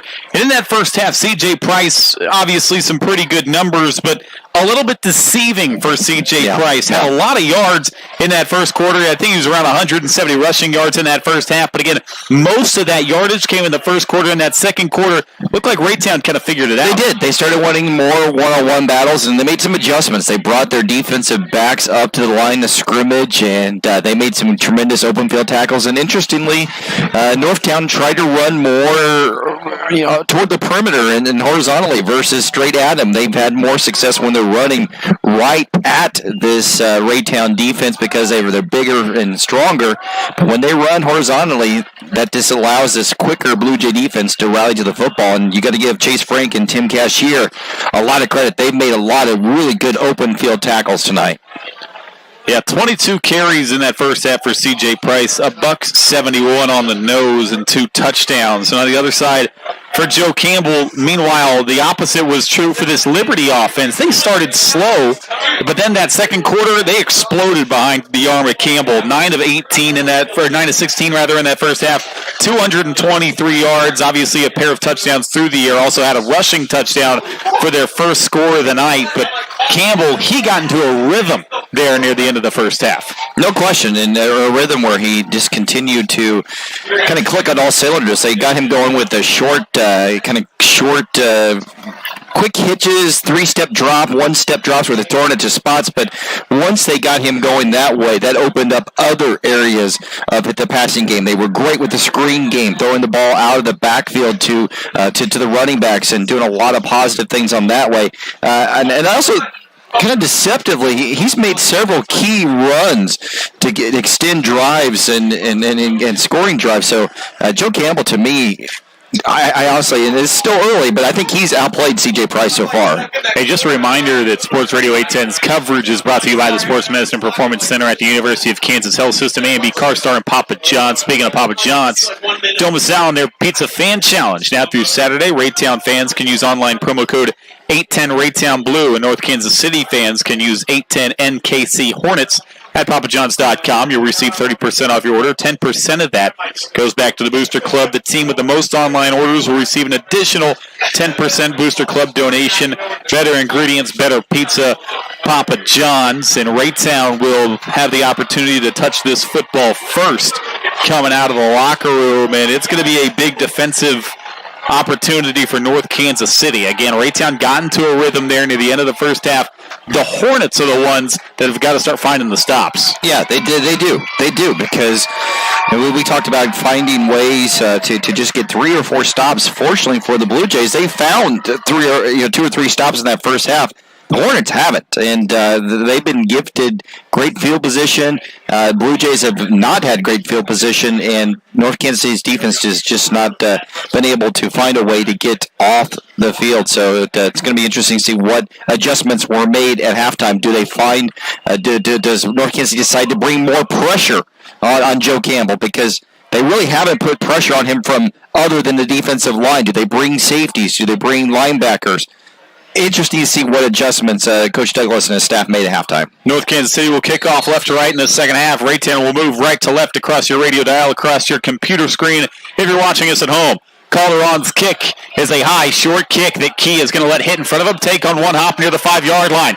He's going to angle towards the far hash mark, and he's going to get blown up at the 11-yard line. That's great open field tackling by the special teams there, because you're right. Key's one of those explosive playmakers. Once he gets going up the field, he can go. Nice open field tackle. So here comes that offense that started to get rolling in that second quarter. 2 long touchdown passes from Joe Campbell, an 84-yarder and a 55-yarder on a screen pass to Messiah Miller. The 84-yarder went to Devontae Key. And again, already Campbell up over 220 yards through the air. He's going to open this drive with 4 receivers to the left side and 1 receiver, Hudson, to the right side. Looking left, Campbell is going to run it. A draw play. He's got a block across the 20, skips to the 24-yard line, and 14 quick yards. I love it. Love it. Spread him out and then run the quarterback draw. He's just there's something about him, Tim. He just has this moxie about him that I'm tough, I'm strong, and I'm going to be able to make good plays. He just makes key plays at key times, and right there. First down, spread him out, going to run the quarterback draw, big yardage, big game. Coach Minnick said his quarterback lives in the weight room.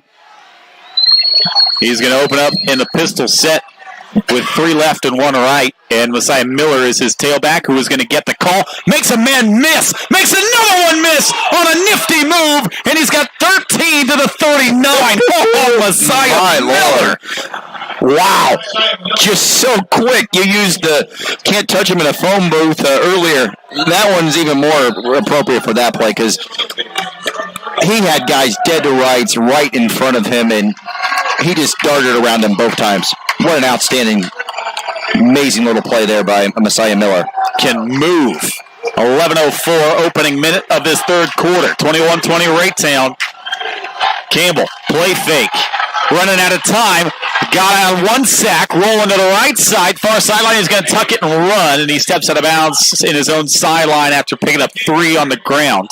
Yeah, he should have been tackled in the backfield for a quarterback sack, but somehow, some way got through. I guess that training in the weight room with his lower body kept the defensive lineman off. And golly, that's just a little small plays like that. That keeps a drive alive there. Instead of a sack where it's a loss for 5 yards, suddenly you gain 4 yards out of the play. Adebawe was bearing down on him.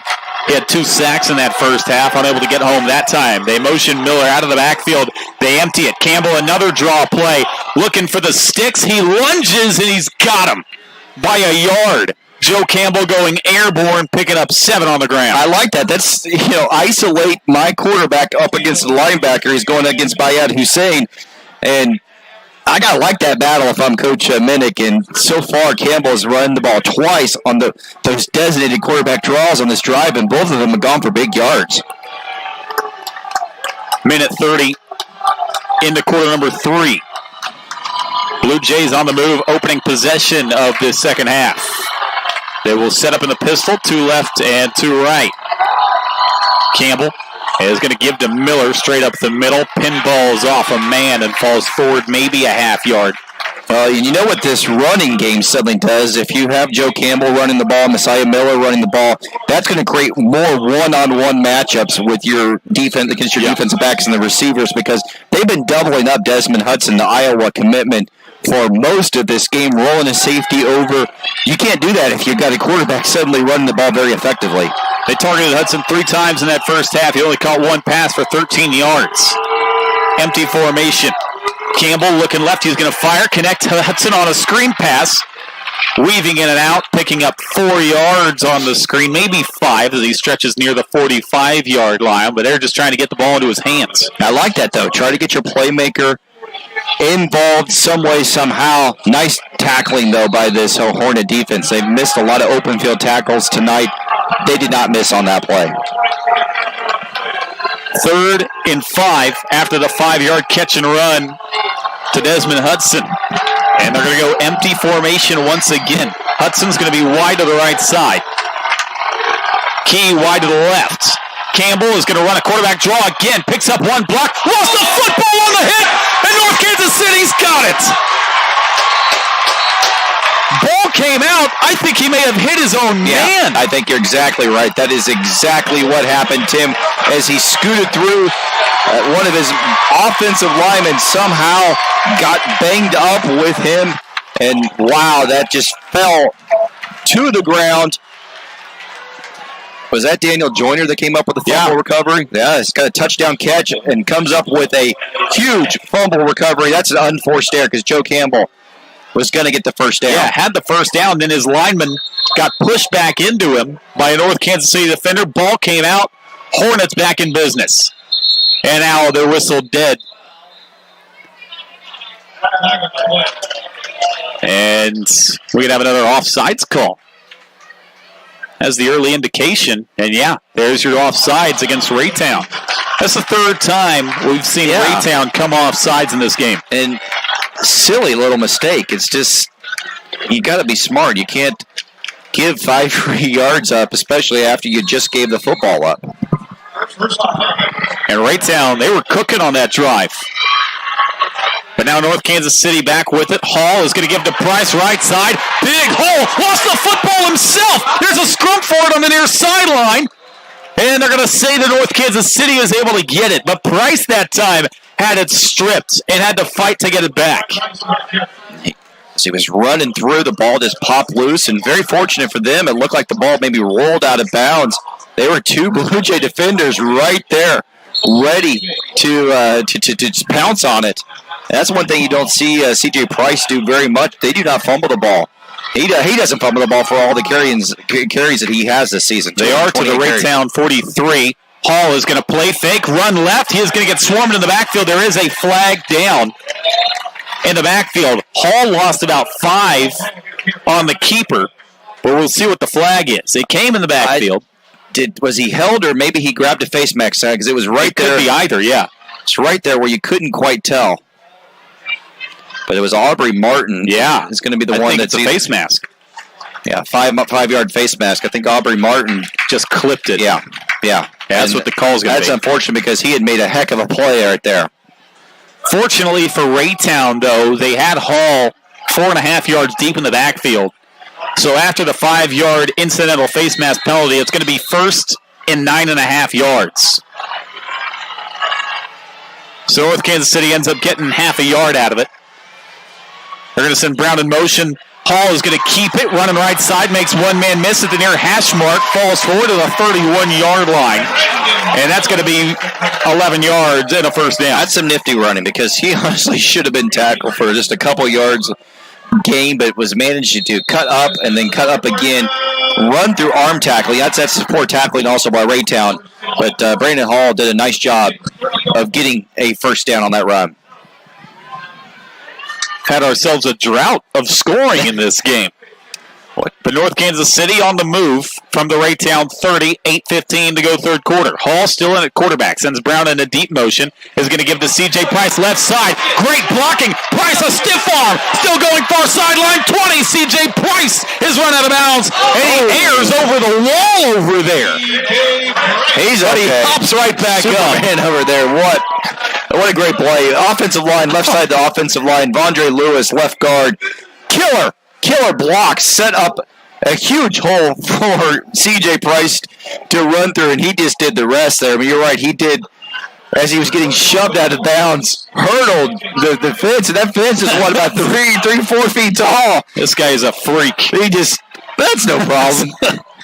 1st and goal to the 5. C.J. Price running the short hurdles over here. Hall is going to give the Price, making one man miss, and then getting bottled up at the line of scrimmage. That wasn't a short hurdle, Tim. That's a pretty tall gate or fence over there. 2nd and goal off the 5-yard line. That might be the most impressive thing he's done tonight because, those watching on video, I know they caught it, but those listening to us on the radio, it's hard to justify how cool that was. That was pretty awesome. Price zeroing in on 200 yards rushing.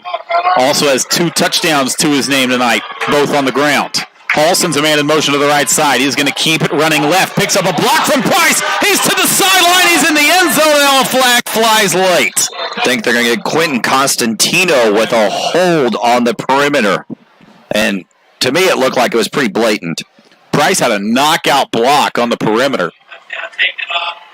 But for the second time tonight, we might see a North Kansas City touchdown get called back.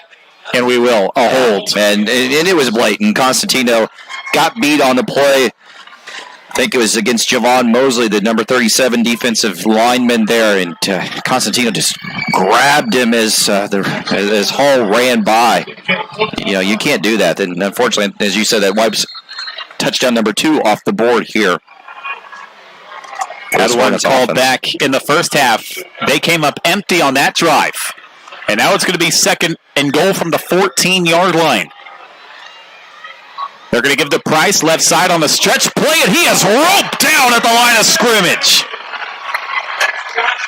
Turned back by Josh White, the senior linebacker. Josh White, that's form tackling to perfection. That's how you take down a 6'2", 220-pound running back that's got 300-yard game average. That was a great open field tackle because if Josh White doesn't make that tackle, he's in the end zone easily. But nice open field tackle. Wow, sets up a 3rd and long now. 3rd and goal from the 14. 21-20 Raytown, 6:40 to go 3rd quarter. North Kansas City threatening. They're going to run with Hall, is going to give to Brown, breaks one tackle, and he's going to get swarmed back to the 22-yard line.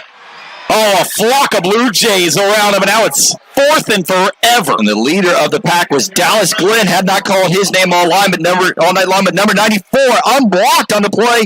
They were trying to zone read, made the wrong read, and Dallas Glenn came through with an outstanding, just tremendous open field tackle.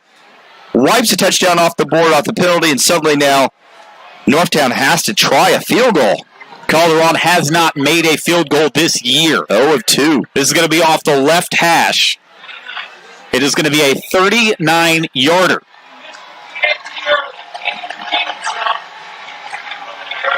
Good hold.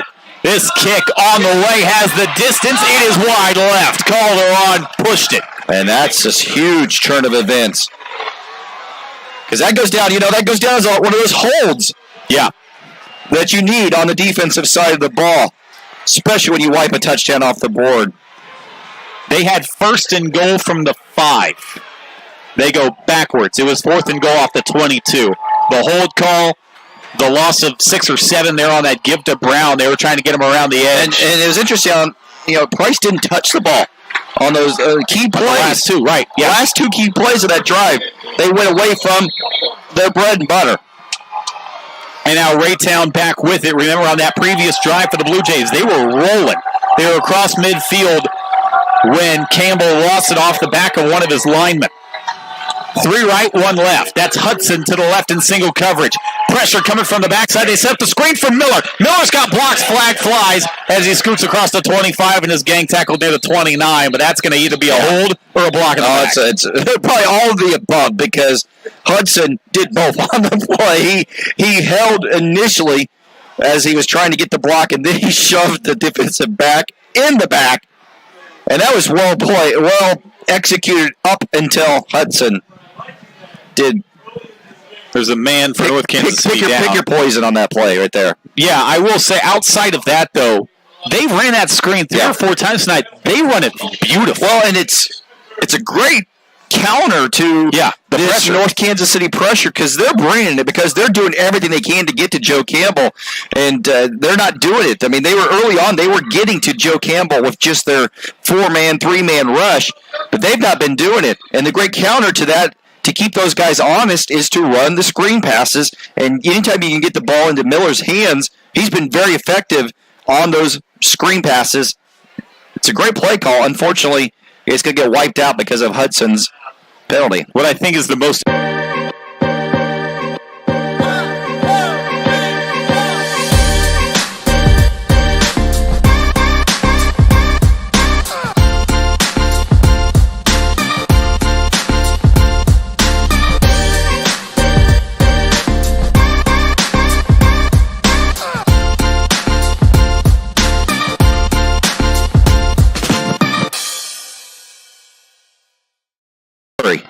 .532 to play 3rd quarter.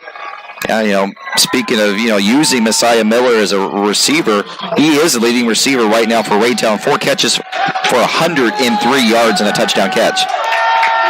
It's going to be a 1st and 15 after the penalty. Campbell is going to roll right off the snap. He's going to step up and he's going to run it. He picks up 6 yards as he ducks out of bounds, gets back some of the penalty yardage. Again, it was a spot foul.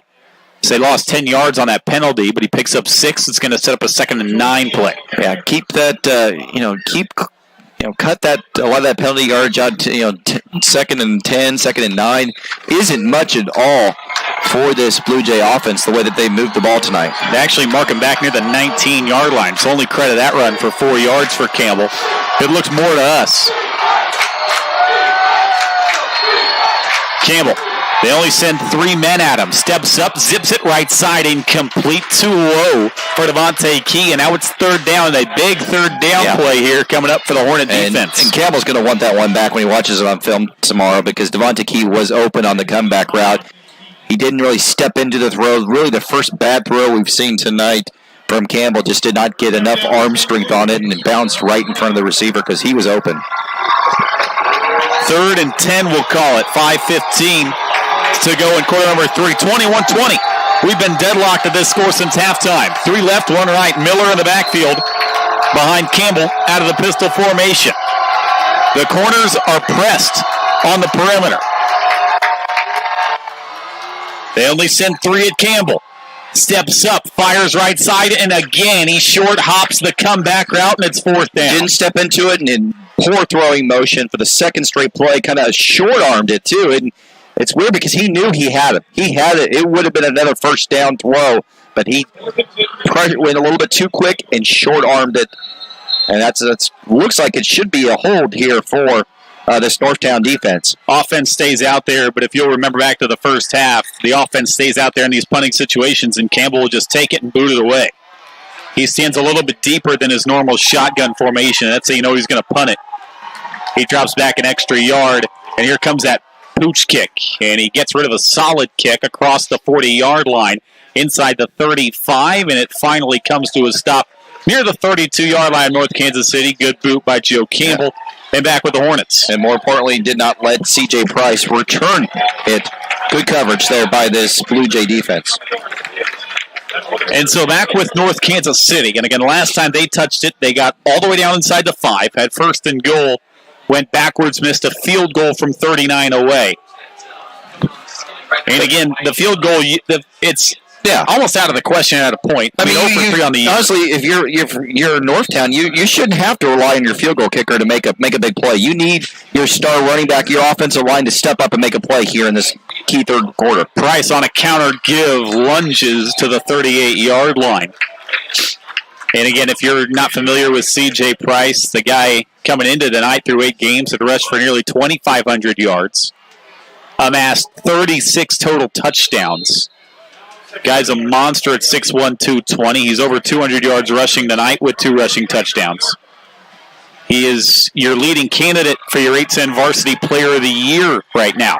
Well, and he's got to get used to running against tougher defenses because this is what's going to be coming come playoff time. He goes straight up the middle, lowers the shoulder, runs over a man, and falls forward right at the first down sticks, and it looks like he got it by the nose of the football. And no matter who they face in the playoffs, he's going to have to step it up and run more physical against some of these tougher defenses. And, we've seen this a little bit tonight, that he's been bottled up. Yes, he's got 200. That's crazy to say he's got 200 yards, but he's been bottled up a little bit more in this about halfway through this second quarter to this point. Remember, he had 80 yards, almost 90 yards rushing in the first quarter. First quarter, right. 27 carries, 213 yards. On a 1st and 10, they're going to option pitch it near side. A whole lot of running room for Hall as he sidesteps one, spins forward to the 47-yard line, 10.5 yards, and they're going to move the chains. I like that play call. Run the option where you fake it up the middle. Everybody from the Blue Jays defense bit on that play and pitched it out to Hall. Hall's been a nice little compliment. He does have some nice wheels, and he's had a good night other than fumbling the ball early on that led to a Blue Jay touchdown. But he's had a good night, and he's a nice speed complement to C.J. Price's power running attack. Matley is going to give to Price, going straight up the middle, a stiff arm on his feet, spinning across the 35. 14 real hard yards for C.J. Price. Offensive line on this drive doing a much, much better job of winning the point of attack, pushing the Blue Jay defensive line back. Left side of the ball, offensive line, Quentin Costantino and Vondre Lewis. Tremendous job there. Price didn't get touched until he was almost 8 yards into the defensive backfield. Now Price starting to zero in on 250 yards rushing tonight. Matley, pistol snap, is going to give to Hall. Stutter step, lunging to the 30-yard line. 4 yards on 1st down. Matley, by the way, has thrown one pass tonight, and it went for a touchdown. It worked. But, I mean, this is the offense. So we knew we were getting into tonight. They love to run it. Good luck stopping us. They've done it very well tonight, but they still trail 21-20, 2:50 to go third quarter. Three receivers in the formation. Matley sends Hall into deep motion. He's going to give to C.J. Price, lowering the shoulder, turning his feet to the 22, and a first down. Again, nice job of blocking up front by the offensive line, going over right side there. Samuel Glover and Kenny Stone doing a nice job on the right side there. Haven't called their names tonight. It's mainly been behind the left side. It's easy pickings. If C.J. Price can go 5 yards without being touched, I'd take that all night if I'm Coach Douglas. North Kansas City has come up empty on 2 red zone possessions tonight. They're sitting at the edge of the red zone near the 22-yard line. They're going to give to Price. Left side, trying to get to the edge. Turn on the burner. C.J. Price spun inside the 10-yard line. It's going to be first and goal, Hornets. Okay, as you said before, they've been here before, and they've shot themselves in the foot. Now that they're inside the red zone again, you have to be mistake-free. League championship on the line. State playoff seeding on the line. Biggest game in your school's history. You got to not make mistakes. You have to punch this one into the end zone. First and goal, they spotted at the 9-yard line. 3 tailbacks in the backfield. Matley, the quarterback. He is going to give to Price. Left side, breaks one arm tackle, still turning. Inside the 3. He's into the end zone. C.J. Price, number 3 on the ground tonight.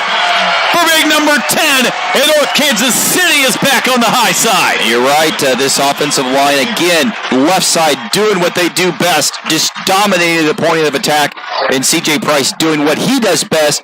Scooting, making smart reads, and then turning on the Jets when it counted. That's a big touchdown run for this Hornet offense. Offense stays on the field. Again, 26-21. They want to make it a 7-point game with 1:49 to go in the third quarter.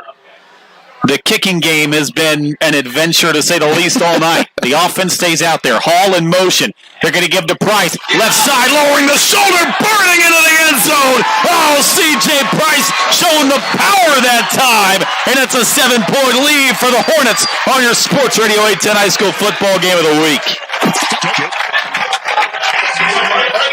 Dude, we got to come back and read this score.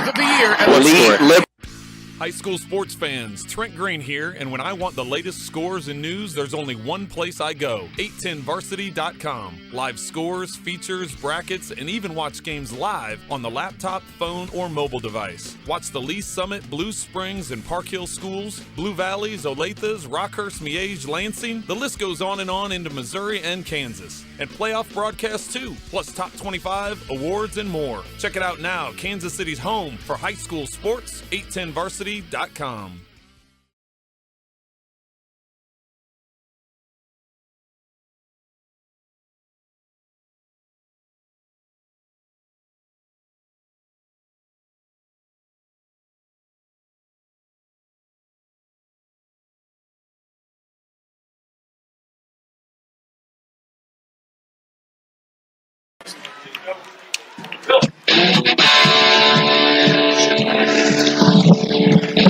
(28-21).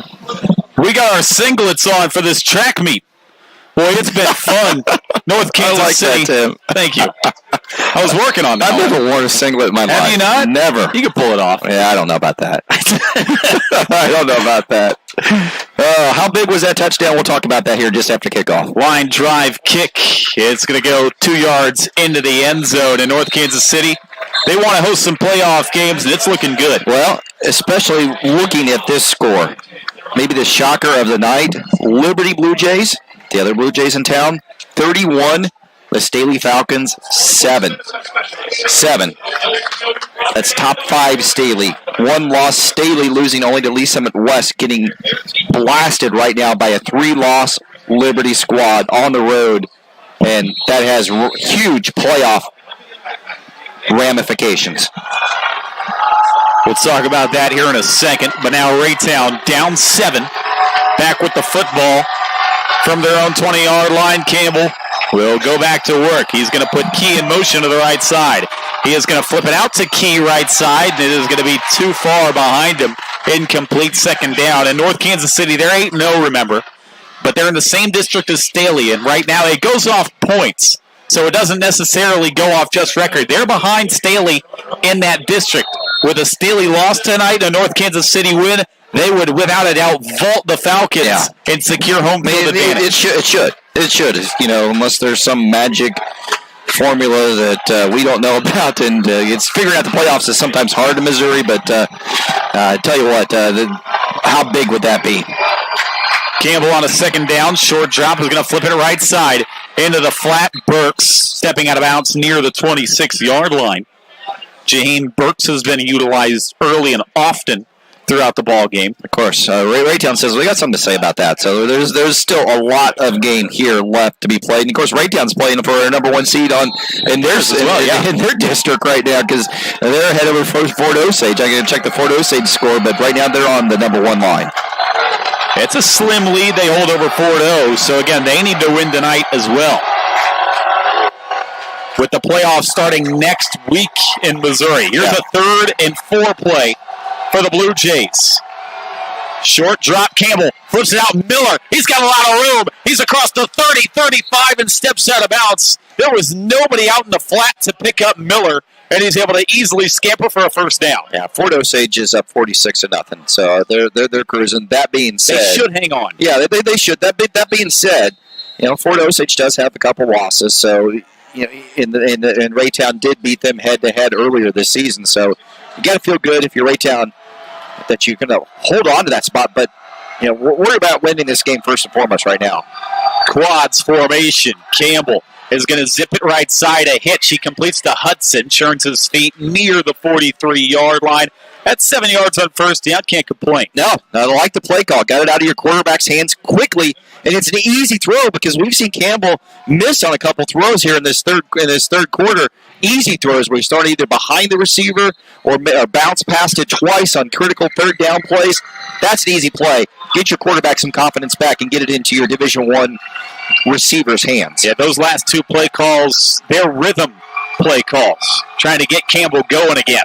Second and short, high snap. Campbell reels it in. He's going to keep it on the quarterback draw. Has a first down, runs over a man still on his feet, picks up a downfield block, stiff arm, and he stumbles down to the 42-yard line. What? 1 block away from taking it to the distance. He is fun to watch, Tim. That's just tremendous blocking at the perimeter, at the point of attack up front. But he's made several guys miss on that play, and he's just fun to watch, Tim. Just great individual effort. Campbell's been busy. He's accounted for all 3 touchdowns. He's starting to knock on the door of 300 passing yards tonight. We're inside 30 seconds to go third quarter. This may be the final play of the third quarter. Play clock inside 5. Campbell is going to throw to Hudson on a screen pass right side. Stiff arm to one man. He's brought down near the 36-yard line. And that should wind us down to the end of quarter number 3. We're inside 15 seconds, and unless Raytown goes quick, we're going to have a fun finish, man. Yeah. This is going to be fun. And they are back to the line with 5 seconds, and now a whistle, and they stop the clock. And now they'll run it again, and yeah, Campbell's going to go ahead and take this one into quarter number 4. 28-21, C.J. Price has got 3 rushing touchdowns. But Joe Campbell, he's not done yet on your Sports Radio 810 High School Football Game of the Week.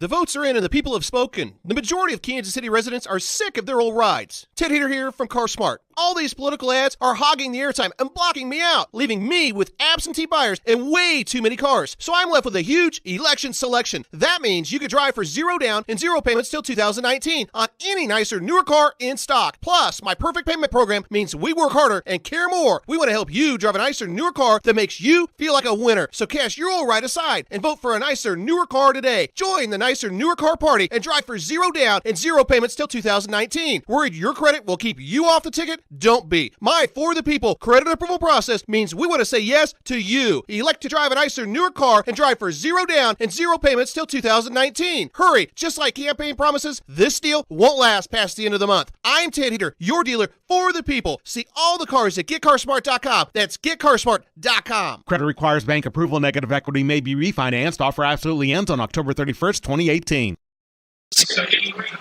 over the Chesty Lions. Olathe South 10-6 over Olathe East. Shawnee Mission North 56. Leavenworth Pioneers, nothing. So out of the quarter break, it'll be a 2nd and 3 play for the Blue Jays. And this Raytown offense, they're starting to get going. They've had no issues moving the football on this drive. But now the North Kansas City fans, they start to make some noise. Empty backfield. Campbell is going to zip a screen pass. Hudson, it took him 7 yards behind the line of scrimmage. He gets going. He's across the 35, spun around near the sticks. He's ridden out of bounds. But that pass carried him back to the original line of scrimmage. It was very inaccurate. It was very close to being a lateral. I'm literally in the press box right on line where the throw was. It was on the verge of being a lateral if he does not come up with the catch. And Hudson just fought and scratched and clawed and somehow, some way managed to make this 3rd and 2 when he could have easily been tackled for a big loss. Yeah, it is 3rd and 2, so he does pick up a yard. Empty formation. Campbell is going to keep it.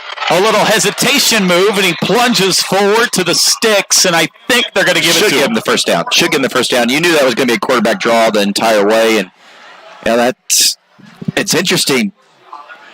You know, Northtown's only playing with 3 down defensive linemen. That's their main set, but they're not bringing anybody else at all because they're so worried about the passing game. And the counter to that is Joe Campbell running the ball very effectively here in this second half. 1st and 10 from just outside the North Kansas City 30-yard line. We're just underway here in the 4th quarter. Empty formation again. Pump and go down the sideline. Completed inside the 20, and then getting wrestled down is his receiver on the far sideline. I believe that was Devontae Key. Wow. Excuse me, it was actually Jaheim Burks on the reception. I love the play call by Logan Minnick's staff there. They've run that hitch screen pass 3 or 4 times on this drive. Counter to that is to run Burks on the fake the screen, go up the field vertically, and it almost went for 6. Miller is uncovered in the slot to the right side. They're going to send Burks in motion. Fake it to him. Campbell's going to keep it straight up the middle, spinning inside the 5. He reaches for the end zone just short. They're going to mark him down near the 2. Well, tough running by the star quarterback. You know, Northtown's doing everything they can to strip the ball away from him, but they just couldn't. 1st and goal. Gutsy drive here by the Blue Jays. From the 2-yard line, Campbell has 1 rushing touchdown tonight from 1 yard away. This time they're on the 2. He's going to run behind his right guard, jump over the pile and into the end zone. Joe Campbell going airborne, and the Blue Jays say we're not done. 1-point lead. Just outstanding individual effort there. Great blocking. That drive was the Joe Campbell show right there, and he just put his team on their back and a huge PAT on the way here to knot this game up. They run that swinging gate on the extra point, and now they're going to shift into their regular extra point formation. This is the type of game where a special teams play is going to maybe make a difference. We have seen 1 missed PAT. Hold down, kick up, and no doubt about it, we're tied at 28 on your Sports Radio 810 High School Football Game of the Week. Chiefs checking from Community America gets you closer to the game. Is there any better way to get closer? Hey, man. Go long.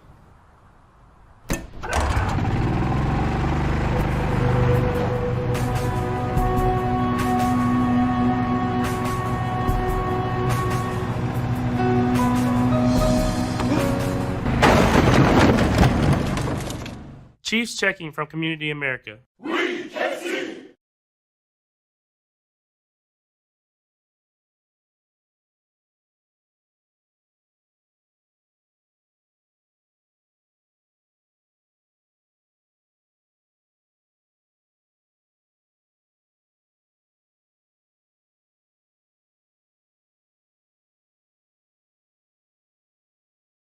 Here we go. Do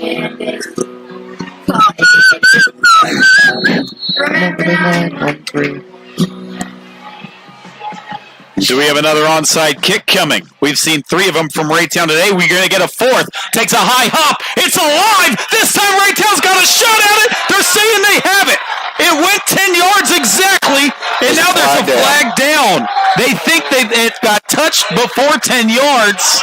And call it clipping. Oh, the Blue Jays definitely recovered it, and now there's going to be a discussion. And Coach Logan Minnick is not happy with this call.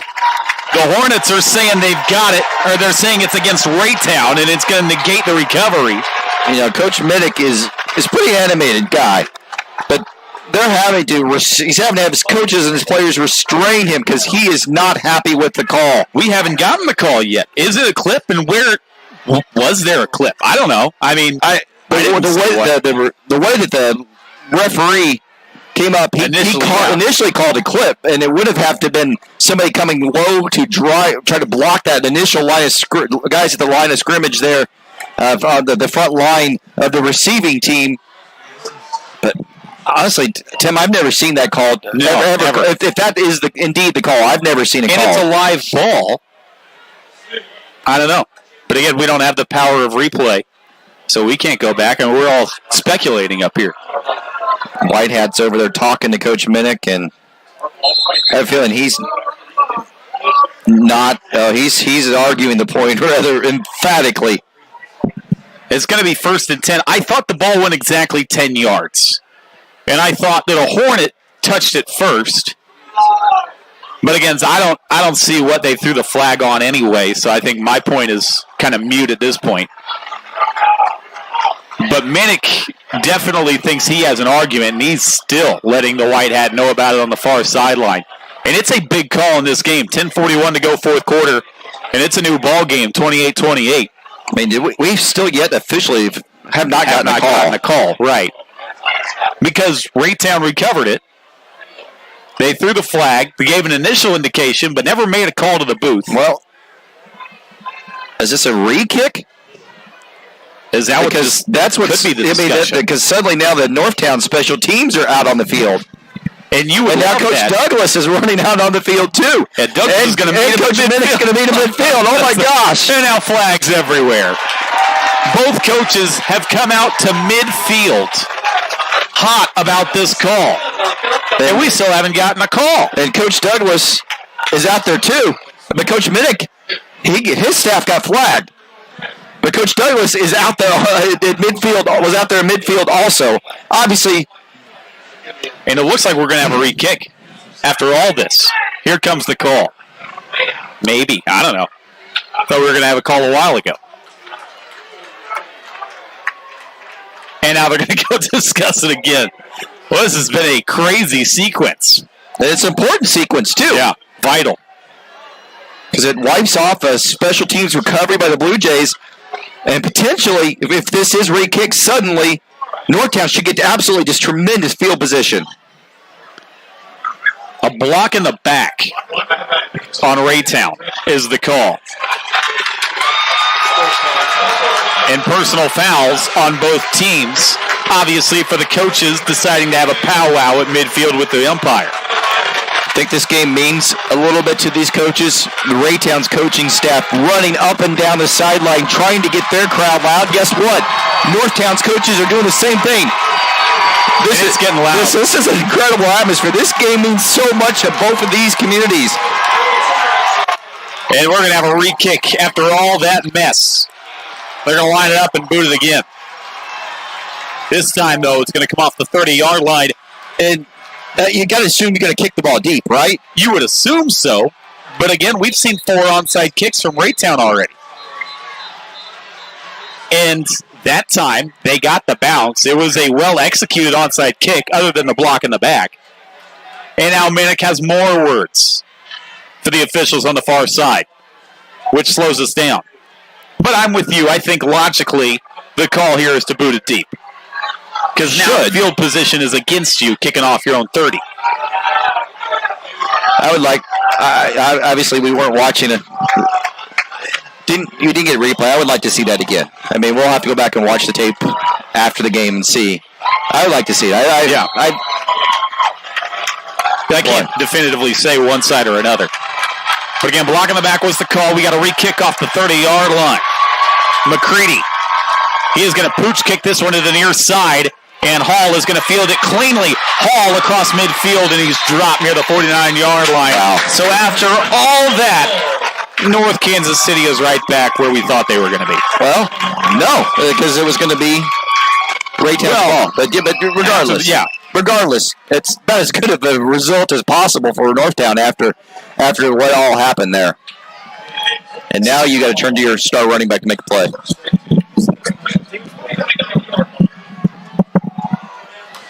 That was the most bizarre kickoff sequence I think I've ever seen. 1st and 10 from the Raytown 49-yard line. Price is going to get the call going left side, and he's going to get run down near the 41-yard line, but not before an 8-yard pickup on first down. Yeah, we've had some weird plays over the years, Tim. We had the 5th down play at Aquinas a couple years ago. That one's one definitely we're going to probably talk about for a while here. But immediately they go right back to the bread and butter, running off C.J. Price off left guard, left tackle, and gets big yards. 2nd and 2, one receiver in the formation for Matley. 2 tailbacks in the formation. Price is going to get the call. Breaks one tackle in the backfield, trying to get back to the line of scrimmage. He gets dumped out of bounds, maybe a yard behind the line of scrimmage. And he'll set up 2nd and 3. He got lucky he even got that because there was great penetration from the inside. Aubrey Martin almost busted that for a loss of 4 or 5 yards. And this is, we talk about needing to stop. This is when the Blue Jays, you got to come up with a stop. And if you're Northtown, you got to get a first down here. You got to convert on these drives. 3rd and 3. North Kansas City has had trouble with short down situations. They're going to give to Price straight up the middle. This time he's got the first down without a doubt. And he's across the 33. No trouble at all there. And they did get cute. A couple times before in this game, they've gotten cute on those 3rd and 4th down plays and ran horizontally, run straight at this defense. Huge hole up the middle, and C.J. Price comes through when it counts. 1st and 10 off that 33-yard line. 9:10 to go in a tie game. 4th quarter, 28-all. They're going to give to Hall. Left side, churning the feet near the 28-yard line, about 4 or 5 yards on first down. A little bit of pushing after the whistle. No flags come of it, but that's something you got to keep an eye on. You don't want something like that to play an impact in this game. Let's play it fair, guys, on both plays and not let it end ugly.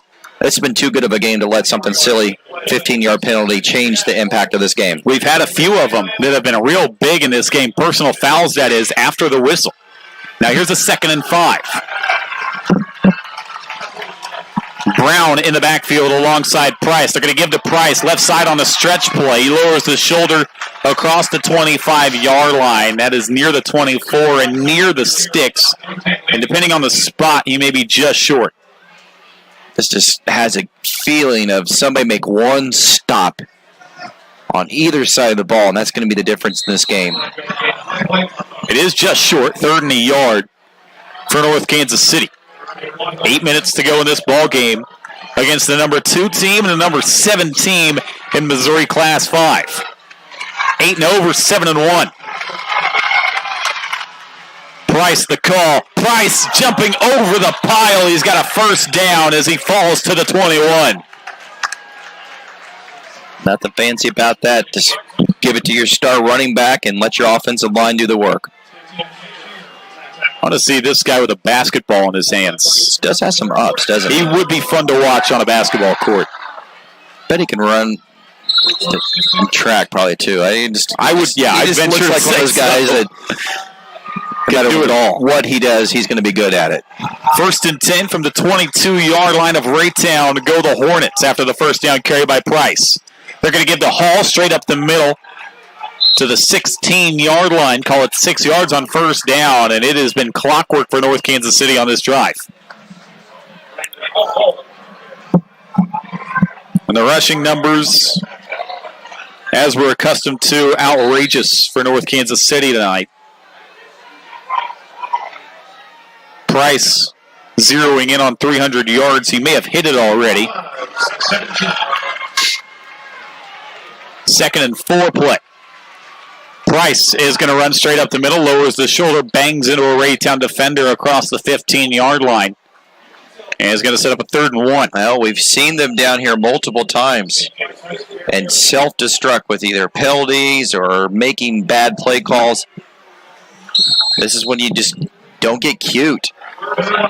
Stat line for C.J. Price, 38 carries, 283 yards, 3 touchdowns. Needs a 4th. It's going to be 3rd and 1 off the 14 on the other side of this timeout by Leon Douglas. 6:22 to go, 4th quarter in a tie game, 28-28. And just a reminder,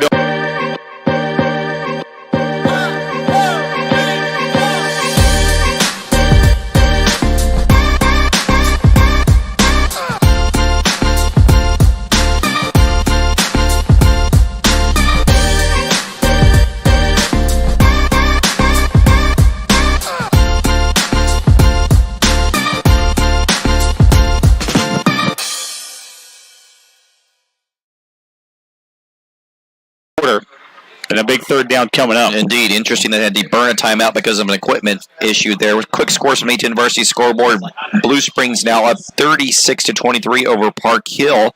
Game that everybody is interested here is that Staley Liberty game. Liberty has now gone final, 31-7 victory over the Staley Falcons. So again, we talked about the importance of that game. In the same district of Staley is this North Kansas City squad. And even though they're 8-0, they're still 2nd in that district.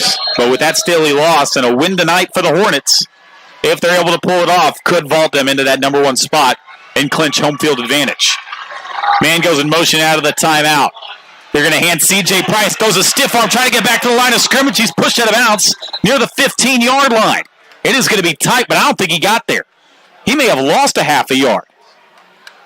That got strung out, and now they give him a good spot near the 14. Still 4th down. But still short, yeah. That being said, again, interesting that you go back to that stretch play instead of running it up the middle. I know they went to the left side where they've had a lot of success all night long with, but gosh, just go with your bread and butter.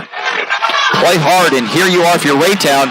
We talked all night long about one stop. This could be the difference in the game if they can make a stop here on this 4th down play. Huge play. 6:16 to go, 4th quarter in a tie game. 4th and 1 for North Kansas City. Matley a hard count, and now whistles. There was movement before the snap. They're saying it's against Raytown. Yeah. And for the 4th time tonight, the Blue Jays jump off sides. Just trying to anticipate the snap count. They've been close.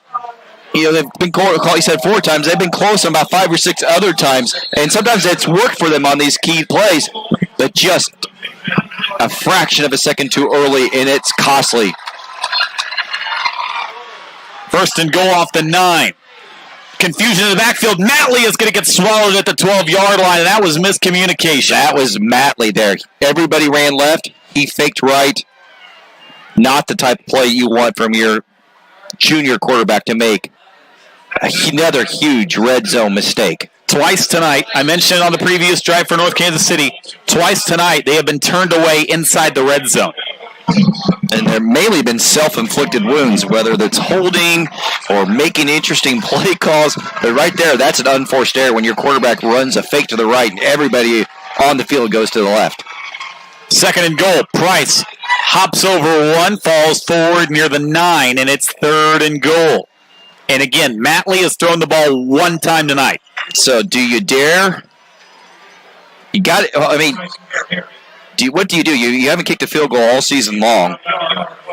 They mark it at the 10, so you got to get 10 yards here on the next 2. Yeah, if you don't. The field goal is almost out the window at this point. They missed an extra point earlier. They missed a 39-yard field goal, so you're nervous about that. You want the offense to punch it in. 3rd and goal from the 10. 5 minutes to play. Man in motion to the left side. That's Hall. They're going to give to Price. Left side. Runs over 1. Loses the ball. Picked up by Raytown. Still on his feet. Reversing field near the 5-yard line. And then getting ducked down as the corner Christian Johnson. The Blue Jays turn away the Hornets again. 18 fumbles by this North Kansas City offense. Number 19 is costly and might be the difference in an undefeated season. And CJ Price so good at taking care of the football, but a helmet hit the ball when he was running it through the line of scrimmage, and it bounced right up into the air into Christian Johnson's hands. And talk about right spot, right time. Wow, what an amazing turn of events, going from potentially into the end zone to take the lead in the biggest game of your school's history to the ball popping loose and falling into the opponent's hands. This stadium is juiced. 1st and 10 for Raytown following the turnover. Campbell is going to give to Miller. Splitting defenders. Miller across the 20. Miller still going. 30. Spins off another one. Near sideline. He's got blockers. 50-yard line, a foot race. Miller a cutback. And he's wrestled down an LA flag. Face mask. There's going to be a face mask at the end of it. And another late play, too. 2 late flags. But certainly one of them is going to be a face mask. But what an amazing effort by Miller. All heart, all drive, all big playability when it counted. Yeah, 15-yard variety of the face mask, too. Big face mask. And that's kind of a throwaway play. You hand the ball off down in those situations, thinking just trying to get the ball out of the shadow of your end zone, and suddenly, now they're in. Scoring opportunities. And you hear the roar of the crowd. That's 70 yards across the field in the Raytown stance. They're making noise. 4:33 to go, 4th quarter. Raytown, after the face mask, has got 1st and 10 from the North Kansas City 22. Joe Campbell is having himself a game, but Messiah Miller just got him here. Now it's the backup tailback Isaiah Mims who was going to motion out of the backfield. Campbell is going to keep it on the quarterback draw. Across the 20, slides down, lost the football, picked up by his lineman. They haven't blown it down. His lineman is across the 15-yard line. How about that? We've seen it all tonight. Justin Sasser, the left tackle, number 52. Joe Campbell, he slid down. He had to be down, right, Tim? I mean, you slide down, you give yourself up. You should be down, but somehow he wasn't called down. The ball squirts loose, and Justin Sasser picks the ball up and runs an additional 5 to 6 yards on the play. Boy, the 6'3", 285-pound left tackle, he's elusive. Those plays you just poke and pray you don't fumble the football. It's been crazy from North Kansas City. We're not done. 3:29 to go, 4th quarter in a tie game, 2nd and 2. Campbell is going to give Miller, got blocking. He's inside the 15, turns his feet to the 10. It's going to be 1st and goal, Raytown. Well, if you're Raytown, do you take the foot off the gas a little bit? No? I mean, you don't want to score too early. Well, again, we've seen from North Kansas City, they've gotten cute at times, and it's cost them. I think at this point, stick with what you got. I mean, if you got points on the board, take them when you can. We've seen too many chances tonight that have come off the board, especially for North Kansas City. I like the momentum. Just keep going. Don't get cute this late. As we approach 3 minutes to go in the ball game, Campbell's got 3 to the left, and now he sends Key over there in a timeout for Logan Minnick. Boy. Well, we thought this might be a fun one, Tim. We're getting everything we as advertised. But I want to hear what you think. Do you take your foot off the gas here? 1st and goal off the 9, 2:57 to go. I try to burn the clock a little bit because my special teams, we've not been able to kick the ball deep all night effectively. Yeah. And you get essentially, you're going to give North Kansas City the football in great field position. In your defense, yes, I know North Kansas City self-destructed 3 times inside the 10-yard line, 3 times tonight. Just because your special teams is weak, I take my foot off the gas just a little bit. If the touchdown's there, you got to go for it, obviously. But certainly try to burn as much of the play clock as you can at this point, in my opinion. 2 timeouts for both teams now. But again, even if you use all your downs here, if you're Raytown, North Kansas City still can stop the clock twice. And they're going to have time. Yeah, they're going to get a lot of time here. But the question is going to be how much and how many timeouts do you have when you get it back? The difference is going to be whether it's 2 minutes or whether it's around a minute. Because, again, they've thrown the ball 1 time. They are not built to go real quick offensively. Let's see what Raytown does out of the timeout. Like I said, 1st and goal. in a tie game. What else can you ask for in the final week of the regular season in the state of Missouri? One left, that's Hudson. 3 right in the deep back, Messiah Miller. They're going to motion him out to the left side. They're going to flip it to him, left side in the flat. Miller is thrown down at the 14-yard line. North Kansas City sniffs it out, and it's 2nd and goal. Daniel Joyner has been outstanding on both sides of the ball. So I had a touchdown reception early on, and he's made several open field tackles, and right there, he took Messiah Miller down. And that play just seemed weird from the beginning until you retrieved him. The way that Miller kind of nonchalantly motioned out a there. lazy motion. It almost telegraphed what the play was going to be. Empty backfield on a 2nd and goal off the 14-yard line. 3 right, 2 left for Joe Campbell. He's going to keep it straight up the middle. Picks up a block inside the 5. Stumbling to the end zone. Joe Campbell has got the Blue Jays on top 6. 34-28. Just simple. They've run it all this second half. The counter to change things up at halftime, and we're going to make Joe Campbell our feature running back. Yes, Miller got them down there with his big 70-yard run on this drive, but it was Joe Campbell that got them into the end zone with his tough running. The kid can play for me, Tim. McCready on for the extra point. A critical extra point in this game to put Raytown up 7. The kick is on the way, and out flags fly. The kick is good. Yeah, the flag's going to be the Northtown defensive players jumped over the line of scrimmage. That's a no-no.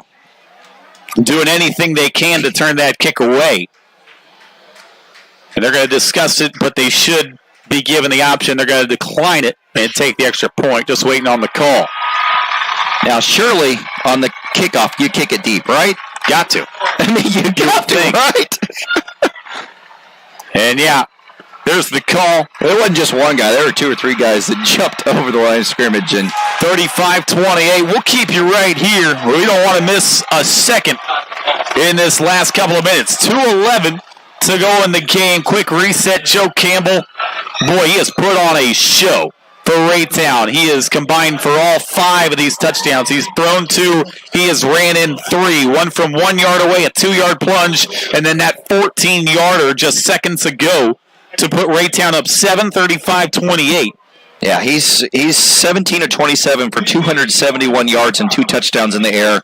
But more importantly, 21 carries, 108 yards rushing, and 3 touchdowns. So a 5-touchdown night for your junior star quarterback. And now the defense for Raytown will have the pressure solely on their shoulders, and you've given the Hornets time here. 2:11 to go, they still have 2 timeouts in the back pocket, which allows them to kind of basically play their offense. And they're able to, because of the penalty, now kick from the 45 instead of the 40. So, it's 5 yards difference here on the kickoff. Still may see a pooch kick again, which would be a head scratcher, but we have not seen a deep kick. It's what Raytown does. And Logan Minnick's saying that's a 10-yard penalty, not a 5-yard penalty. And you know what? I think he's right. I think he's right, because you don't ever really see that jumping over on those things, but on jumping over on the PATs. So it's going to be 10 yards, and they're going to kick it off the 50-yard line from midfield. And we'll see if they try to let McCready go ahead and hammer this one. They've got it on the far hash instead of in the middle of the field. McCready is going to go ahead and juice this one out of the back of the end zone. That's the right play. Finally. That's the right play. We've been calling for that all night long. And guess what? He can do it.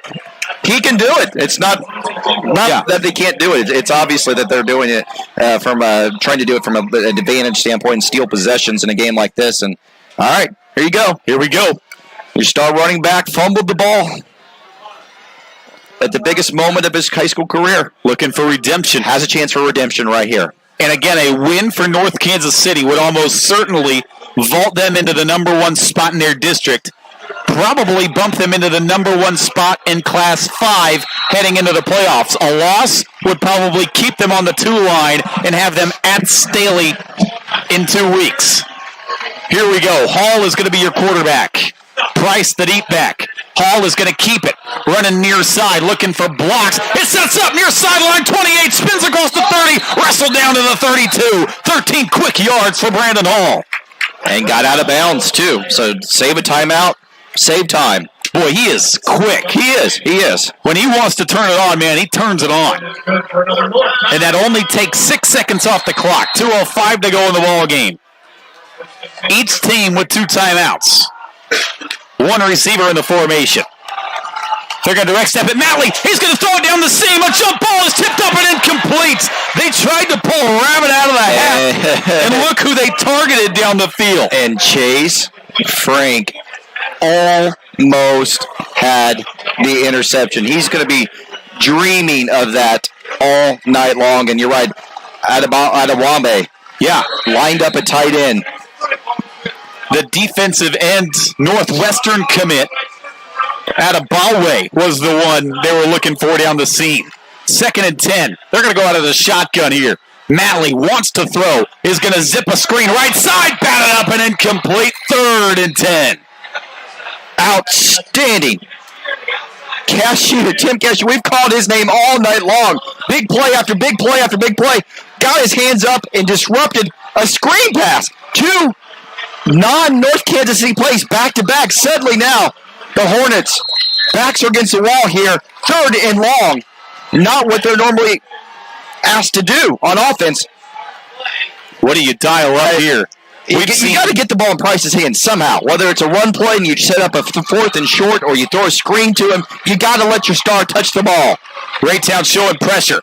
They're going to run a jet sweep. It is going to be blown up at the 30-yard line. They tried to run a sweep.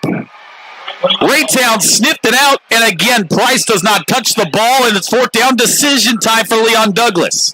You still have 2 timeouts left, but is this your ball game right here? This is your ball game right here. This is your ball game right here. And if C.J. Price doesn't touch the ball, that's a crime. Has yet to touch it on this drive. 3 plays, game on the line, you don't go to your star player. I don't get it. He's got 39 touchdowns on the year. He hasn't touched it yet. 4th and 10 off the 31. Matley in the pistol and now whistles. And a timeout for Raytown. 1:18 to go in the ball game. And this is the ball game now.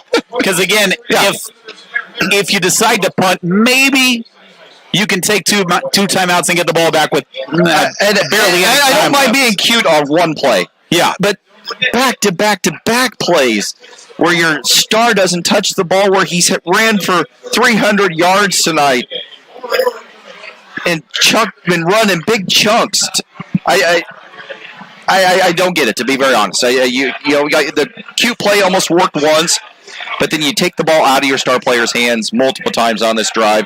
If you're not going to let him touch it in the running game, find a way to throw it to him in the passing game. He is a very good receiver. He's got 825 yards receiving this season, but averages 15.6 yards a touch and has 3 touchdowns through the air. So obviously they're not afraid to throw the ball to him when they do it. But you got to find a way to put the ball in your hands of your star player in the biggest moment of your coaching career, your playing career, and so far in this school's career. Here we go, 4th and 10. This is your ball game for North Kansas City. Matley, shotgun snap. He's going to get rid of a deep ball right side down the seam. Caught across the 40 and getting wrestled down to the 35. And the heartbeat stays alive for the Hornets. Brandon Hall down the seam. Nice play. Matley had just enough time to get the ball off, and he came up with the big catch. Brandon Hall burned past the safety for Raytown. 1st down to the 34-yard line. They're going to give the Price straight up the middle. C.J. Price spinning off one, churning the feet. He's dropped near the 27-yard line. The clock stays running. A minute to go. They're going to call one timeout. Boy, everyone on their feet here in the Northlands. What a game it's been. That one fancy was just a simple seam route, and he put that right on the money. Seth Matley's not known for being for his passing. He's only completed 38% of his passes so far this season. But in the biggest moment of his career, he steps up and makes the picture perfect pinpoint pass right on the money. And I tell you what, Hall just went up and he wanted that ball more than the defensive backs. He wanted it more than the defensive backs, and he went and got it because it was contested. It was a contested throw. It was a great pass by Matley, but great pass, yeah. But Hall wanted it more than the defensive backs. 1:01 exactly to go in your ball game. 1 timeout remaining for both teams. It's a 2nd and 3 play. North Kansas City at the Raytown 27-yard line. Matley, shotgun snap, wants to throw. He's going to throw an out route to Price. Makes one man miss on his feet. Inside the 20-yard line. Near sideline. Ducks out of bounds. Near the 16. First down, North Kansas City. Boy, Christian Johnson missed in a key moment. He had it, played the play perfectly. He came flying up on the out route and the little underneath route and had Price dead to right. Instead, he whipped on the tackle. It wasn't nothing that Price did because he didn't even see him coming. Should have been a tackle for a big loss. Instead, now 1st and 10 at the 16. 56 seconds. Pistol snap. Matley, stretch play to Price. Got blocking inside the 10. Fights off a man. He's wrestled down near the 5. They wanted a horse collar. They're not going to get the flag. Probably should have, to be honest. It sure looked like a horse collar to me. 1st and goal. 50.7 to go. North Kansas City trying to tie it up late. Down 7, 35-28. Inside of 50 seconds, the clock rolls. Price the deep back. They're going to give it to him. Over a man, into the end zone. And all of a sudden, the Hornets are within an extra point. Is he going to go for 2? We'll see. I think they're going to go for 2. I legitimately think they're going for 2. He huddled with his offensive coordinator right immediately after it. No one else is running on the field. No one else. This is it. This is the ball game right here on this play. 42.8 to go. North Kansas City, they want the win. They have not won 9 games in a season since 1957. They're trying to do it right now. 8-0, and our whistles. And I don't think we have a timeout. You got to hold on to it now. The play clock did not start. The white hat correctly is trying to get the play clock adjusted because it was not going at all after the. So essentially, North Kansas City got a free timeout out of the deal. Before people second guess Leon Douglas, he has watched a missed extra point kick and a missed 39-yard field goal. So that has been a toss-up in the kicking game. Offense stays out there wanting to go for 2. They also ran the clock. The game clock ran, too. Now they reset it to 40. Here we go. C.J. Price will be the deep back. They re-huddle. But they initially lined up with 3 wide in the formation. They reset the play clock again. Now they run it. And here we go. Matley will set up in the pistol. 2 receivers to the right side, and now more whistles. And a timeout for Raytown. That's huge. Yeah, interesting. Yeah, because now you don't have timeout to use when you guys get the ball back, regardless of what happens here. So if you're Logan Minnick, you're all in on this play. Yeah, so you're essentially right, Tim. You're all in. And here we go. Oh, my goodness. What a game. Well, this has been fun. And I think, no doubt, these 2 teams are deserving of being in the top 10 in Class 5. That's been proven tonight. No question. No question. And with 2 tremendous playmakers doing things between C.J. Price, Brandon Hall, Joe Campbell on the other side, and Messiah. Just so many good players making big plays all over the place. And we're going to get a 2-point conversion to decide the game again, like we had a couple weeks back with Rockhurst and Bishop Miege. It didn't work for Bishop Miege. Will it work for Northtown here? C.J. Price has scored 4 times tonight. He's over 300 yards on the ground. He's been every bit of a workhorse for North Kansas City. Does he have one more in him? The 2-point conversion. They're going to give it to him on a stretch to the left. Looking for blocking. Gets to the edge. Lowers the shoulder for the pylon. No. He didn't get there. He did not get there. And the Raytown defense makes a stand on the 2-point conversion. They turn away, C.J. Price. And it stays 35-34. All night. Again, they have been out to the edge on that stretch. You're right. Every time they've run it, it's been well defended because it allows the speed of the Raytown's linebackers, the defensive backs, to get out there. Now on the flip side, you're got to think of a way to get the ball back. You're going to have to onside kick it in some way, somehow. We've seen Raytown onside kick it all night long, but now suddenly Northtown's going to have to find a way to come up with a big play. Remember, Logan Minnick, he came from North Kansas City. He was the offensive coordinator here under Leon Douglas. He got a lot of what he does in the special teams game from what Leon Douglas does. So if it's not like Leon Douglas is a new man. I don't mind you going to your star running back into that play. That stretch play has not worked all night, Tim. Not worked all night long. Credit the Blue Jay defense. Yeah, they were ready. The secondary players have tackled so well for Raytown all game. And here we go. 40 seconds. This is it for North Kansas City. Out of timeouts. Obviously, the hands team is out there. Got to recover the onside kick to have a chance. If Raytown gets it, they win. Playoffs start next week. What a crazy end of the regular season. Started here tonight. Calderon. The run-up. He is going to blast this right. Takes a good hop. But Raytown is going to field it cleanly. And the Blue Jays are going to escape North Kansas City with their 8th win of the year.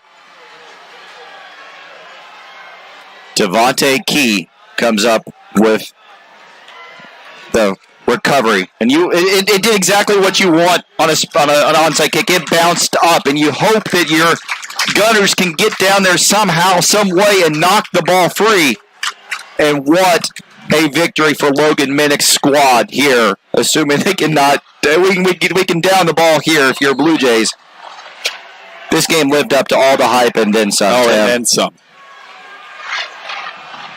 Campbell is going to drop to an E. He's going to have to do it one more time.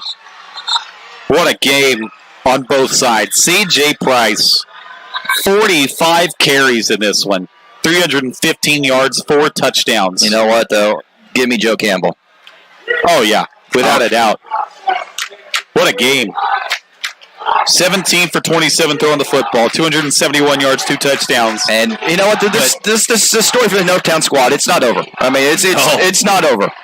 It's not over. And this now makes, I'm going to be curious to see how the numbers get crunched. And I'm assuming that Staley does stay on that one line.